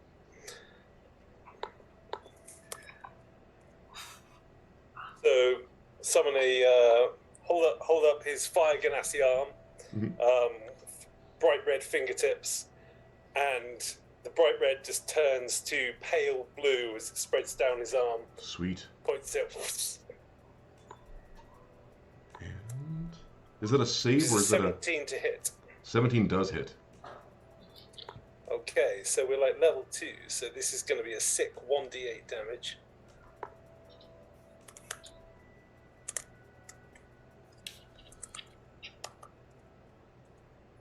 There's 7 points of cold damage. 7 points of cold And damage. his speed is reduced by 10 feet. Love that. Speed till is the reduced. start of my next turn. Fantastic. Let's keep this guy away from us. He shrieks in surprise, and but instead of like a typical like pained sound, it's like a like this manic laugh. Excellent. Any other bonus actions or movement, friend? He's just gonna like draw his hand up and just like strip a load of like frosty icicles, like get rid of it. Mm-hmm. Nice. That's my turn. That's a cool juxtaposition with a fire genasi. Love that. So how much was his movement reduced? 10 feet. Okay. All right. So he's going to try and, let's see here. He's got a... Yeah, he's going to pursue the person that just shot him with a ray of frost. 1, 2, 3, 4. He's going to dash and not get there. 1, 2, 3, 4. That's his turn. Up next, we have... the hyena is dead. It's the big bad. The big bad is But going. I didn't reckless this time, so just straight roll. Straight rolls, love that, and no pack tactics for him. So he's going to try his multi attack. First the bite. He's going to do his. Let's go with the flesh armor. Sorry. Come on, D&D Beyond, we can do this. There we go. He's going to slash out with his short swords. First one is a 14 to hit. Just hits. Just hits. Not a lot of damage on that. 3 halved. 1. We'll round down. And he's going to lash out with his other short swordish thingy. Don't like to see that. That's a nat 20 for 24. No, it's not. It's a 5. Love it, portent it. Fuck yeah. It's a 5, goes wide. He shrieks in frustration as he was sure he was going to cleave this barbarian in half and lashes out with his jaws. Love to see it. Love to see The it. time is not on your side. For a 10. Also misses. Also misses. Great round, great Nice. reaction there, Croesus. Love to see it. Love to see it. Now it's time for the good guys. Let's clean them up, friends. Hana, you are up. Yeah, after 2 whiffs, she looks up at it and says, "Seems time is not on your side today. Let's see if it's for me." And I'll reckless attack. Yes.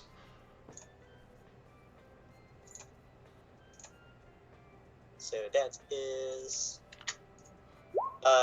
3 to 2. Come on. Okay, that's a 8 to hit. 8 does not hit. I'm so sorry. It's not. It's not. You rolled a 16. 16 hits. Good. Nice. Both Okay. portents used very well. Yeah. Love very integral. Okay, 11 points of damage. Woo, 11 points of slashing damage to the big scary guy. Yeah. He shrieks in horror, looking That around in is- utter confusion as time is not working right for him, and he doesn't know why. That is my turn. Can I just say, while this is given 2 portents in this short space of time for Croesus right now, like there's 2 time streams in his vision, alternating one over the top of the other, and he's kind of like choosing which one we're going for. Love it. I like to think that because he missed, and he got a nat 20 and I missed, and you just like took the thing and switched it. You're like, Yeah, and no, here, you do this opens instead. the opportunity for Hannah. Like this big hit goes past. Excellent, excellent.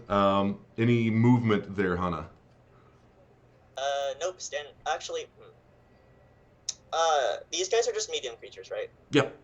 Okay, then I think that, or actually, wait. I'm gonna be in the middle of these two Okay. to try and get any sort of attacks of opportunity, possibly. Keep them Excellent. both in my range. I love it. Good positioning. And then that's my turn. All right.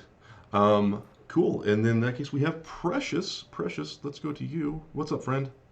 All right. I am going to. Let's see. Oh, still going to feel a bit out of my depth. This is going to be difficult. So far, just looking at the two, which has seemed to be the more dangerous? Definitely, you see much more savagery from the darker, larger one. Alright, then we're going to very much avoid that one, and we're going to try and get in something of a flank with our resident, possibly frozen barbarian.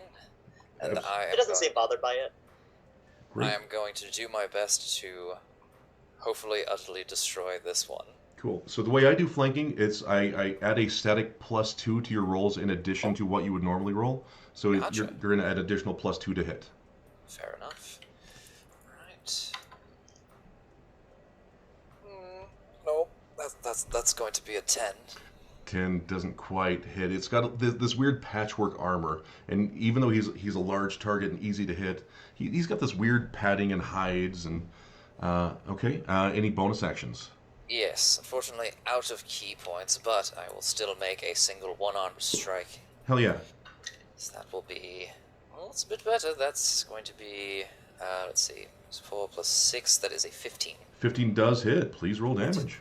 Right, with a similar set of ruby colored, almost like claw-like nails, I will attempt to kind of cut, even though I know it's all flavored bludgeoning damage with monks, but just to kind of cut just under the neck, and they will take, let's see, a d4.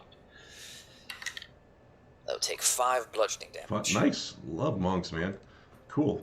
He's starting to look pretty hurt. You gave him a bloody nose, neck. Great. All right, we are now to Croesus. What are we doing, friend? Seeing this large gnoll barreling down towards him, Croesus again is going to, this time the other arm, you can see the frost, and it's going to be another ray of frost at the same target Great. as previous. It's a 16 to hit. 16 hits. Oh, for a massive 1 damage. 1 damage. Okay, but his movement is still slowed. It's still slowed. All right. Do you Every say point anything as you do counts. this?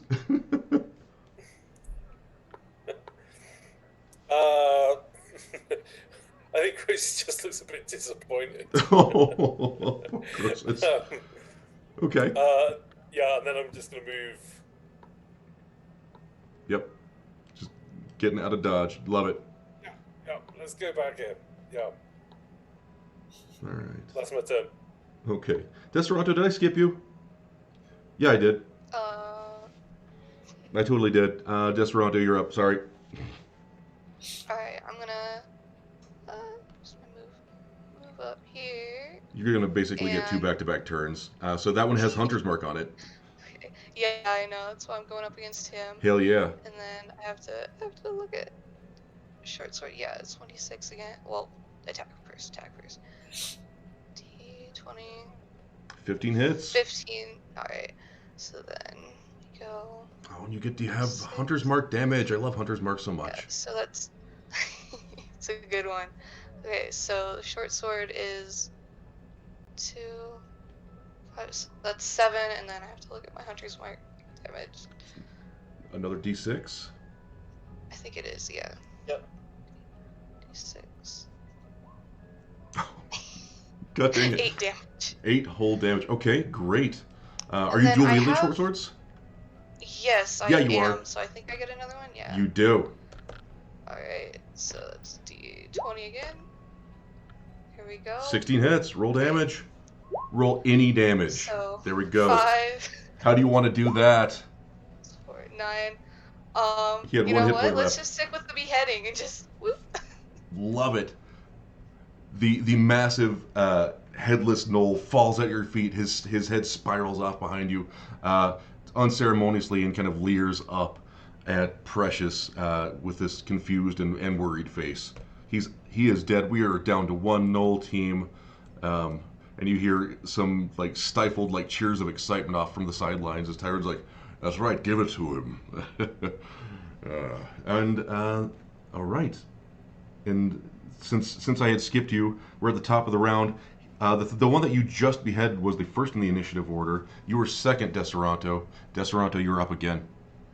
Alright, so bonus action, transfer Hunter's Mark to this To the big guy, scary one. I Uh huh. guess. I'm gonna make Yeah. him look at you. Maybe. And I'll move around. Actually, I'll move around behind him a little bit. Okay. I think that's not too much movement, and just go for some more sword Slice and stabby dice. stuff. Yep. 16 hits. All right, so it's 5 plus Nice. so 11 total. 11 damage for the first total one. damage. Let me ask you this: how would you like to do this? Cleaning it up at the end with the Final Hunter's Mark. kill. Let's go. Just keep it going. Just tidy it up. Multi-killer. Decapitation. Great. This time it spills off forward and kind of lands upside down near you, Hana. You're out of initiative, and you hear the stifled cheer from the sidelines as Tyron kind of limps forward. He's like, "You've done wonderful. We should get going." And he looks around. He asks, "Does anyone need a little bit of assistance? I've got a little bit of magic left." So yeah, as Hannah stands there, she like takes a breath in, and then as she like breathes out, kind of like the cloud kind of like goes over, and it's like the skin kind of like grows back on her, and she goes regular, and she's like, "That would be nice." All right. And what about you, my tiefling friend? I am very heavily injured. Okay. He's going to pump his remaining lay on hands left into you. You each gain 2 hit points. I will take it. We'll take it. That's a 100% increase. Oh my god. Yeah, Sorry I about was almost killing you I guys. was a 2 of 15. I was like, It's- oh no. I was okay, but that was only because barbarians are great. Barbarians are awesome. I'm glad we had a tanky guy. It worked out well. Jolly good all. I believe there's a bird in a cage. Perhaps we ought to. Yeah, I'd like Steve. to run over and let him out. Yeah, Okay. can I do just a perception check to see if any more reinforcements are on their way? They are swarming your way, kind of coming up from the southwest. Okay, yeah, Okay. I'll take my greatsword, not even trying to like whatever. I just go over and reckless attack at the bones, just like full attack at Sure. the bones. Roll, Try and get 'em out. give me a reckless attack at the cage bones. Yes, sir. So that's Oh, going to put you this is back this comical. way. Yeah. Okay. Feel free to move. I'm okay. Okay. I'm gonna, That is an 18 plus whatever. 18. And then for damage for the sword, no more rage. That's all right. That's 5 points of damage.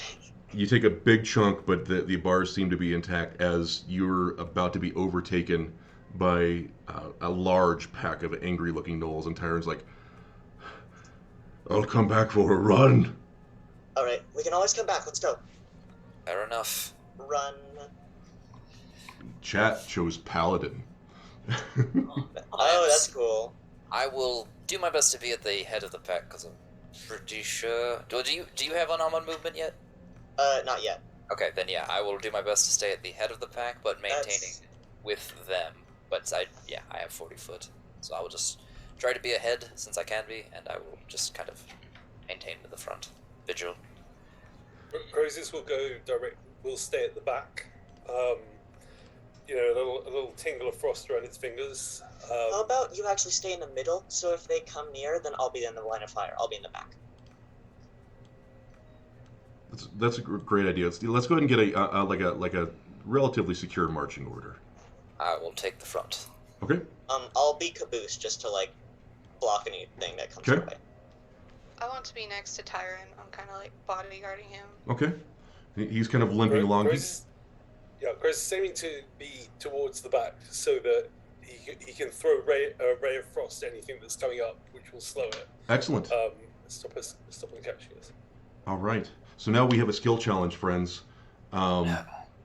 Because you are being pursued by gnolls up this. The morning light has kind of risen a little bit. You can see a little bit better. There's a clear path in front of you, and Tyrant says, "We have a little bit further to go.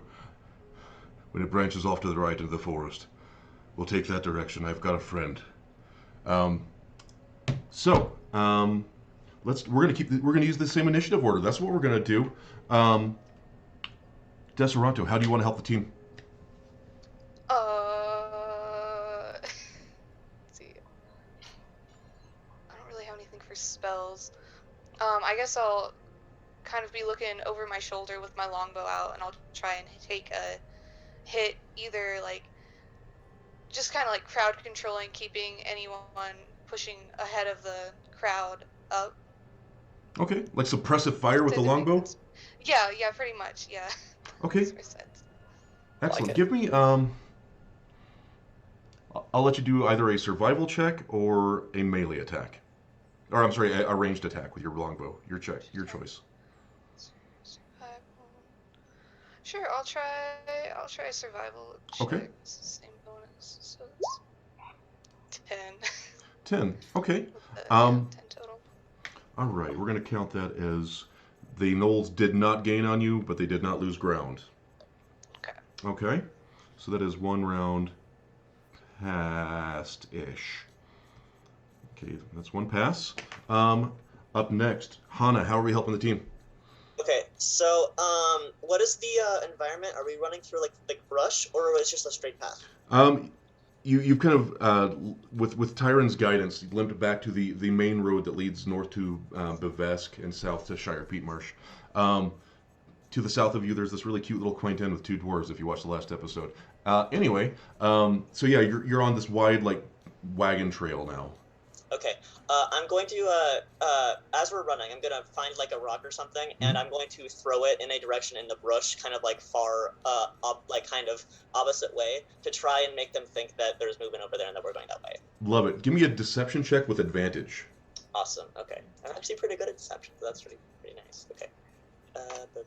That is a 14 plus 4, 18. Oh, okay. Great. Several of the gnolls break off, and then kind of howl and yap and laugh at their cohorts, who kind of look back, and that's a great pass.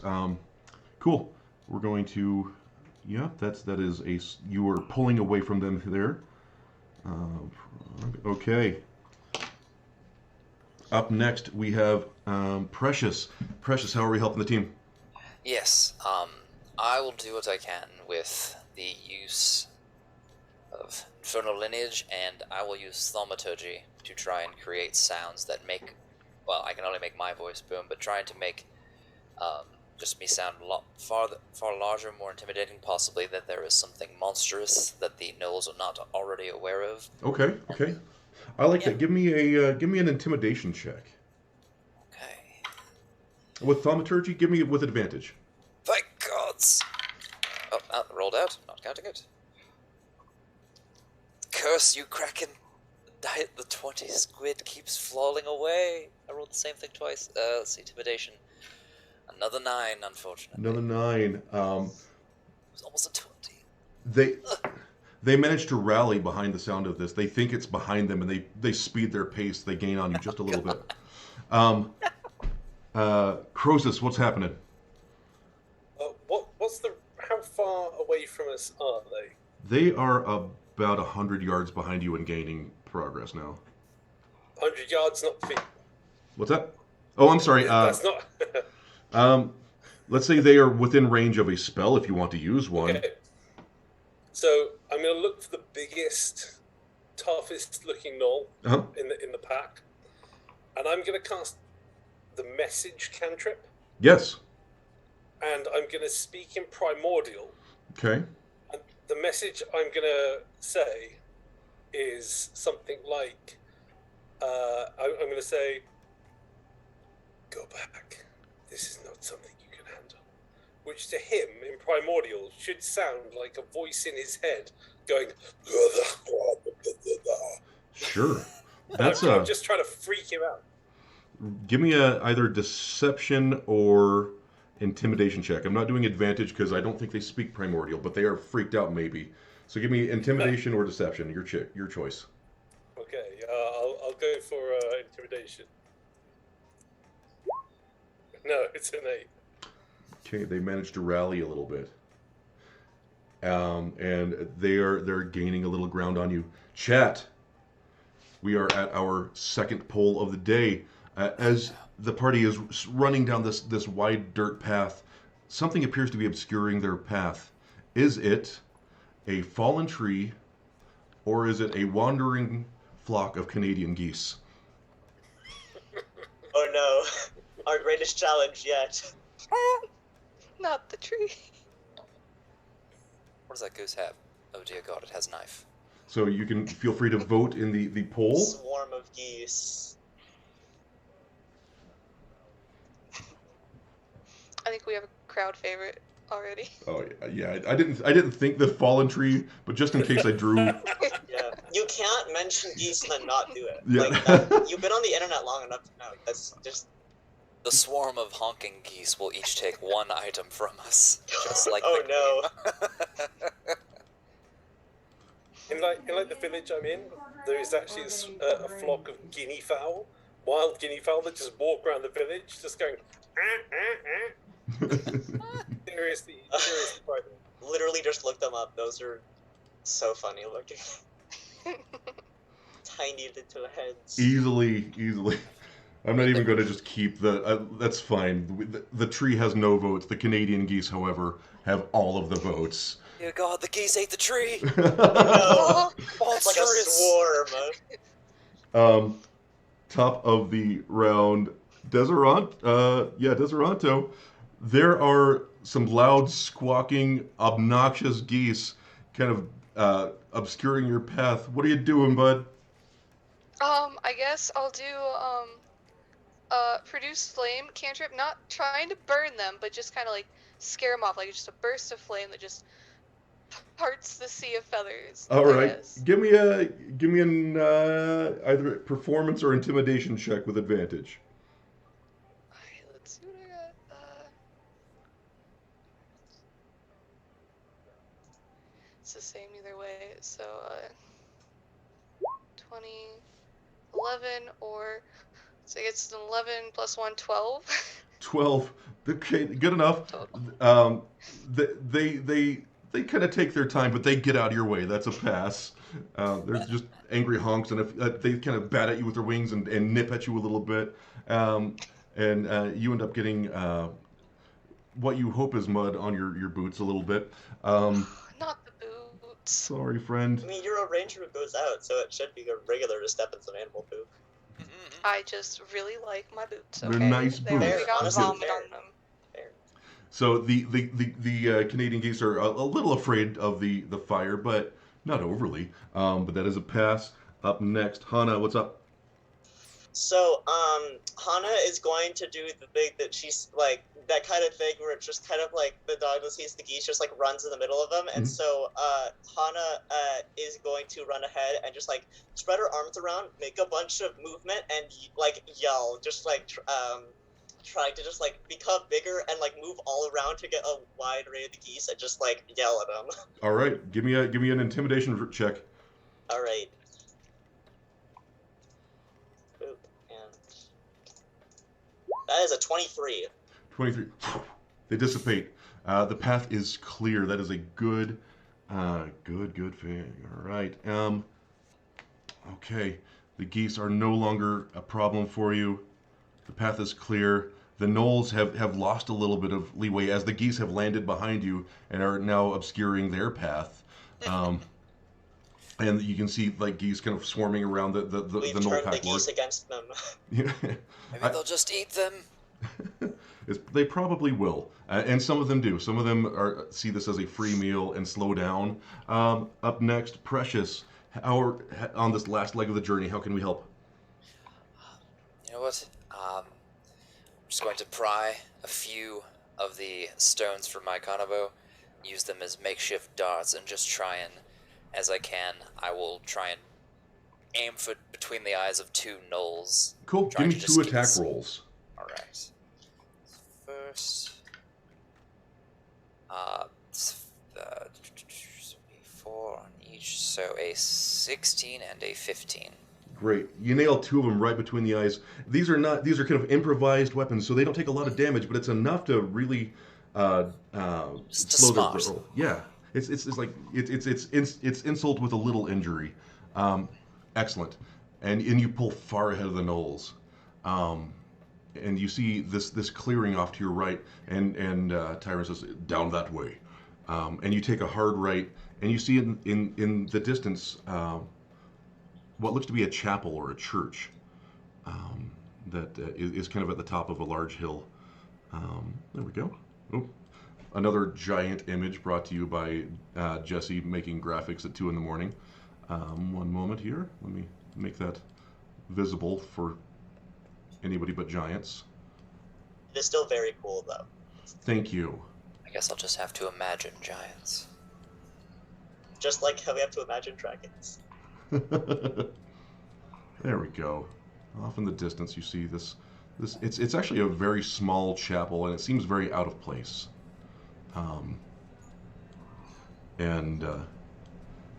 Tyron whispers to you, Croesus, "The abbot there will help us, if we can just make it before they catch up." Croesus, at the final leg of the journey, how can you help? How dry is the ground that we'd be walking on? Is it dry or are there puddles? It's pretty dry. Pretty dry. Okay. And there's no geese left around.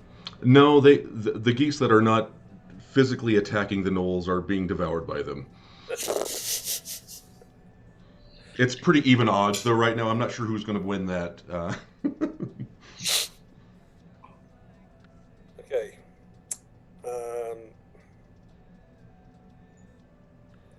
Psychic damage. I think there's not a lot I can do skill wise Okay. at this point. Then, so the most injured person in the group, I think, is Hannah. Would Hannah be looking the No, most injured? I think that's our monk is the most damaged. So Precious is the most injured looking. Yeah. So in that case, it's just going to be if Precious is okay with it, Croesus will kind of like pull an arm over his shoulder Mm-hmm. and say, "Alley up, come," and just like kind of just help Precious move along. Love it. Okay. Tell you what. In that case, I'm going to call that a help action. Precious, give me give me an acrobatics check Absolutely. with advantage. Right. Acrobatics, that is an 18. 18, great. You have managed to hasten your pace, and as Croesus, you hear him say, "Up, come on."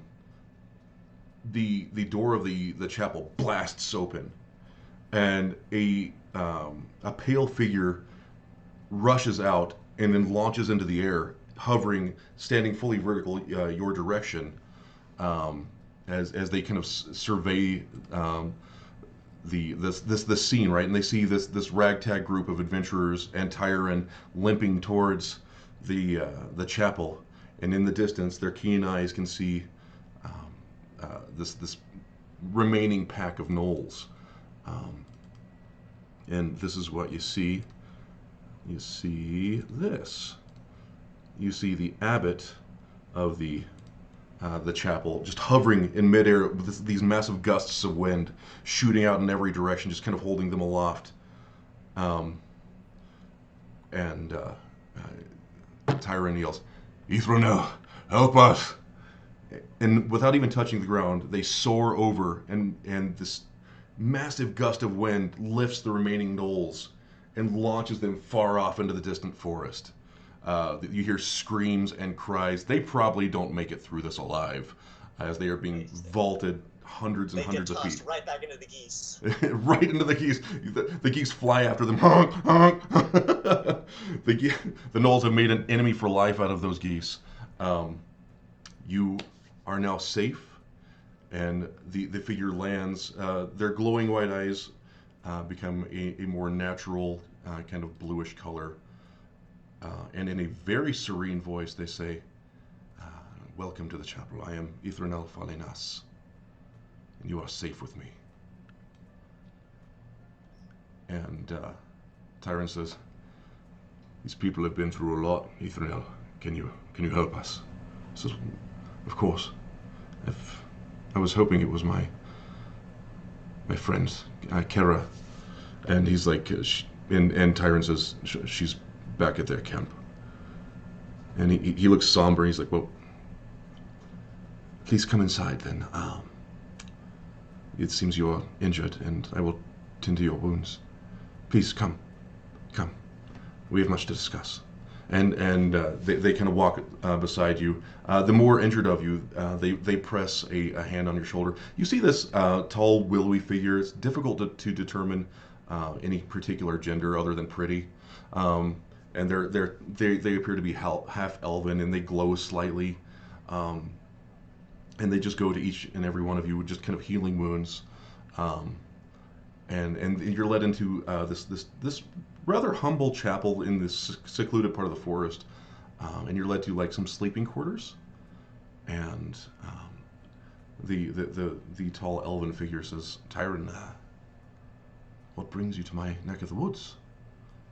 And Tyron's like, "Well, I was escorting a friend to safety, and I learned that there's a new drug being circulated from Bevesk." And you guys are aware, Bevesk is a hop, skip, and a jump north of this chapel. This priest is got a little bit of a crazy hermit vibe, where they're like just outside of town, about an hour or two. They're kind of ancillaries of the town of Bevesk, which is a large crossroads town. Deseranto, that's where your adventures were. It's a pretty large town, and we're just on the outskirts of it right now. And Drug, you say? I'm sorry? A new drug, you say? Yes, and the large old injured paladin, slightly less injured now, steps forward and he says, Is it fun? It is not. It is not. Deseranto, a couple sessions ago, actually, in like a session 0 situation, was kind of slipped a sample of it, and they were kind of out of control for a little bit. They kind of painted the town red, literally. And it's in Tyron says it's highly addictive, and I believe there is some sort of fiendish, quite literally fiendish, involvement. The people that stay on it for an extended period of time lose their hair. They lose their sense of safety. All they want is more of the drug. Eventually, it consumes them. Literally, they burn to death in their own flesh, sometimes leaving shards of reddish glass in their wake. That doesn't sound like fun at all. No, it's, I mean, I'm not really one to, as a man of the cloth, you would understand, I'm not really one to imbibe in such fare. Oh no, me neither. I'd never touch anything like that, never at all. Roll a deception check.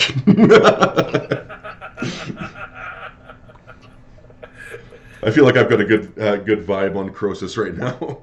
It's a 16. 16. He kind of narrows his eyes a little bit. Sure. Not one to judge. Fortunately, my charge is safe at my home in Shire Peatmarsh. Which she is not, if you watched last episode, spoiler alert. But he doesn't know that. But I have come back to Bevesk because I have to find the source of this drug. I thought it was coming from the harbors to the south, but it's not.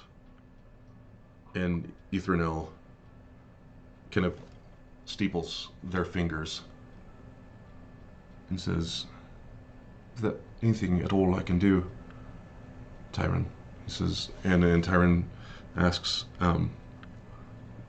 "Is there some way you could purge a devilish or fiendish infection of a narcotic from someone's body?" Ithranel thinks for a second. Chat. Does this wise, deceptively ancient elf know of a way to purge a infernal drug from the system of a humanoid? Laura's gonna erect another poll. Is that a yes or no? That's a yes or no. Does Ithranel know how to cure this infection? This is actually really big because this drug is a main plot line in my home campaign. And what was the drug's name again? The street name is shards, like broken glass, and it makes sense because when they ingest it, they bleed from the mouth, the eyes, the nose. I believe it does cut into their flesh.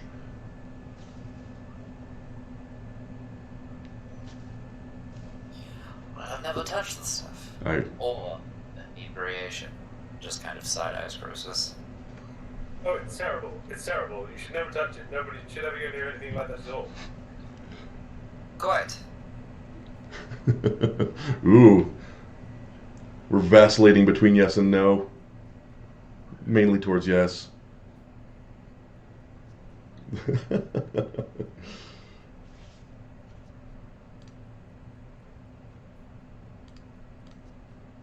Ooh, ooh.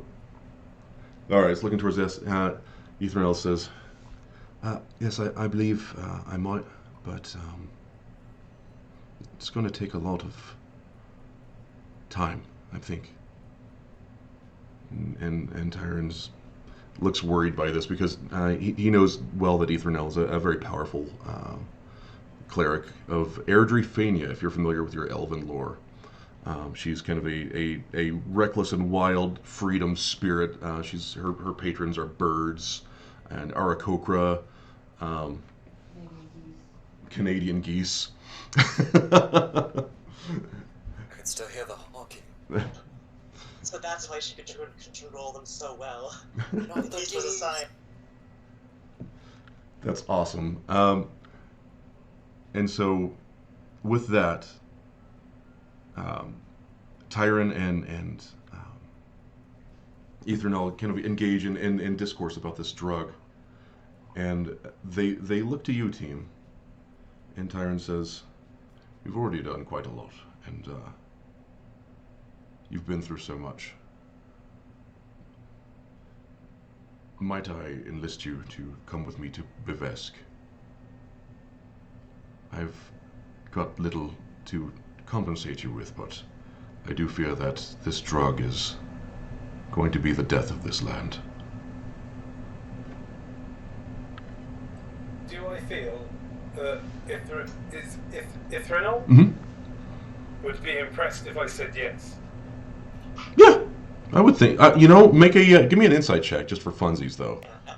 As they're doing the insight check on it, it's just like they're kind of like silent, but she's just kind of like looking around and just like that does obviously kind of like. But when they were intrigued, she was like a respectful bow to the priest that is in front and says, well, I guess I wasn't doing much before, so I guess I'll join you in this quest. I can't imagine not being at the heart of something important won't lead to more questions and answers of the kind that I was already looking for. So sure, plus I already owe you some of you my life. And I do not want this spreading outside the city, so if this can be destroyed at the source, then that would be good for me. I am impressed So by it. I owe you a debt for coming to our aid, and I know how bad those shards is. I'd be happy to help in any way I can. He claps a large, warm hand on each of your shoulders. It's almost a hug gesture. Yes, 4 arms? What? Well, he's just got these large. No, yeah, I understand. He's so powerful. He's very big. Grows 2 more arms to embrace all of us at once. He says, So I got a 20 on my insight check. "Yeah, So So Grace, this is probably going to be like, yeah. I would totally like to help. Yeah. Like, but just entirely watching what Ethernell is like. Sure, How but impressed. you've got a good And- vibe on them. How old is Croesus? Oh, he's like 29, 30. Okay. You It's kind of hard to tell because there's a fire ganassi. right. Like, you know, he's trying to grow his smouldering ember beard in. You get a vibe that Ithriel very much approves of this in like a slightly withdrawn but affectionate uncle would, kind of like this person is far older than you, but they appreciate the sentiment. Kind of That doesn't change anything. great. His flame hair, he's like, yeah. Nice. But yeah, Ithriel kind of smiles wisely at all of you, and this is cool because my wife's mentor, Ithranel, has now entered the fray thanks to you. And this is a pretty powerful character that was otherwise uninvolved in the main arc of my campaign. So thank you for that. That's fun. And with that, your characters will be, if with your permission, NPCs in the next session. Is that okay? Yeah, sounds cool. So good. All right. Awesome. Team, thank you so much. Next session, we're going to start up in Bavesk. My wife, Laura, a cleric of Airdrie, is going to be guesting. I will be using 3 members from chat just because it's going to get really... maybe I'll do 4. We'll see what I do. Who knows what I'm going to do. It's the future. Future Jesse's wild. I want to thank each and every one of you so much for joining me on this weird little wacky... I know there was not a lot of choice. It was a little railroady. I apologize, but that's kind of the nature of what this session is. Yeah, totally good. Hey, I almost cast Thunderwave on the side of the cage. Oh, man. That would have been awesome. Like- I would have let that happen. That would have been fine. I almost died. I was fine. Kind of. Half health. Thank you, team. And thank you, chat. Thank y'all. Like the geese. You guys like the geese? That's awesome. Love the geese. Real a lot of fast, fun. because the order on my computer is a little different. Where can people follow them? What's that? Let's Where can let, people follow them? Yeah. So I'm sorry. What was that, Ed? can we just say a massive thank you for including us, for Oh. having us in your game, making us a part of your homebrew world. Like, what a fantastic honor! Thank you so much for letting us in. Yeah, it was really cool. Yeah, to honor play and a here. privilege. Oh, thank Hope you to all be so able much. to come back. And what brilliant DMing as well. Oh, Like, that's kind of you. It's very generous. Ed, where can people follow you on social media, or do you want them to? Yeah, sure. If you want to follow me on at Ed McDonald TFK on Twitter, then yeah, find me there. Love it. Yeah. Awesome. Chidori, how about you? Yes.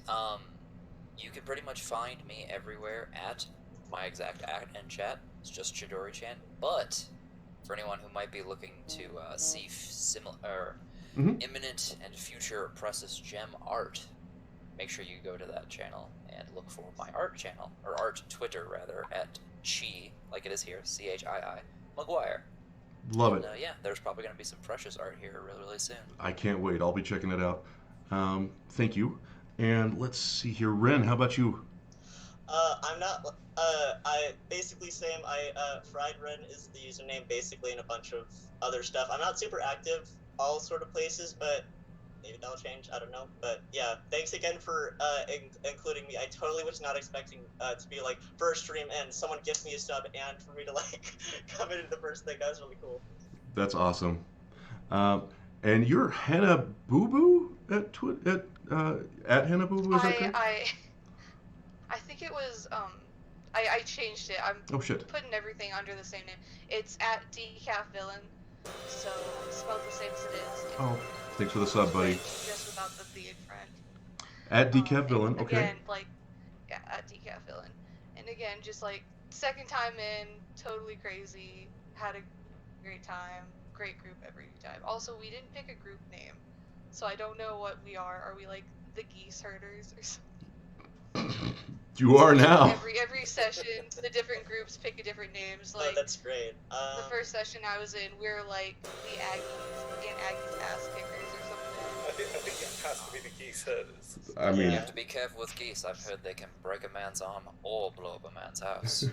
They're terrifying. all right, I'm gonna go back to my like normal Twitter or Twitch stuff. Thank you guys. I love you very much. Thank you for joining me. I'm gonna bump you out of frame. So, bye. Sorry. Bye-bye. Thank you. Have a good time. Bye-bye. It's been a long time. It's been a long time since I've... that. We don't want the media source. All right, team.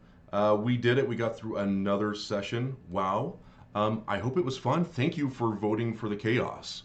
That was really enjoyable. I really enjoyed throwing the Canadian geese in there. That could have gone really sour. There was going to be like bludgeoning damage and bite attacks. That's what you get when you ask your wife what their It's true. It was like 2 a.m. and I'm like, Laura, what kind of obstacles can I throw on the road? And she's like, Canadian geese. Which was, I was like, that's brilliant. There's no way I would have ever come up with that. Her other option was a little old lady. I didn't go with that one because I just didn't want to deal with the emotional ramifications of the party, like either having to escort a little old lady or having to throw her to some knolls. I just didn't want to deal with that. So I went with a rotting log instead. Either way, man, that was fun. Questions, chat? Are we good? Did we learn anything? So like I said, next session's 3 weeks out.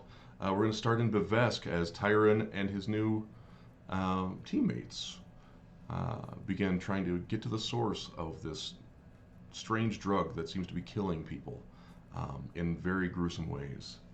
Rotting log, and euphemism for an old lady it is now. I'm going to call, when Laura's old, I'm going to call her a rotting log. No, she just says okay. Geese herders forever. Love that. For a hag, obviously. You know what's funny? I recently did another Cappy Battle stream, and one of the main bad guys was a Hagwar, is a jaguar hag. I'll post pictures of her on Twitter. I made a 3D model for her and everything. She's really cute. Enjoy the cruise. I'm gonna enjoy the cruise. It's yeah, it's D&D on a boat, man. We'll see how it goes. And let's see here, getting Avatar: The Last Airbender vibes. I was going to suggest the Cabbage Salesman. That's funny. Should I let these beautiful people go, Laura? She says yes. Hey, thank you so much for watching. I'm going to post the video on demand on my YouTube. I'll probably do some quick edits because I always get wordy at the beginning. You know how I am. Thank you, team. Thank you, chat. Thank you, party. Next time I'm going to be selecting 3 or 4 people randomly out of chat, and we're going to play some D&D together. I hope you all had fun, and I cannot wait to play with you next time. Love you all very, very much. Take care.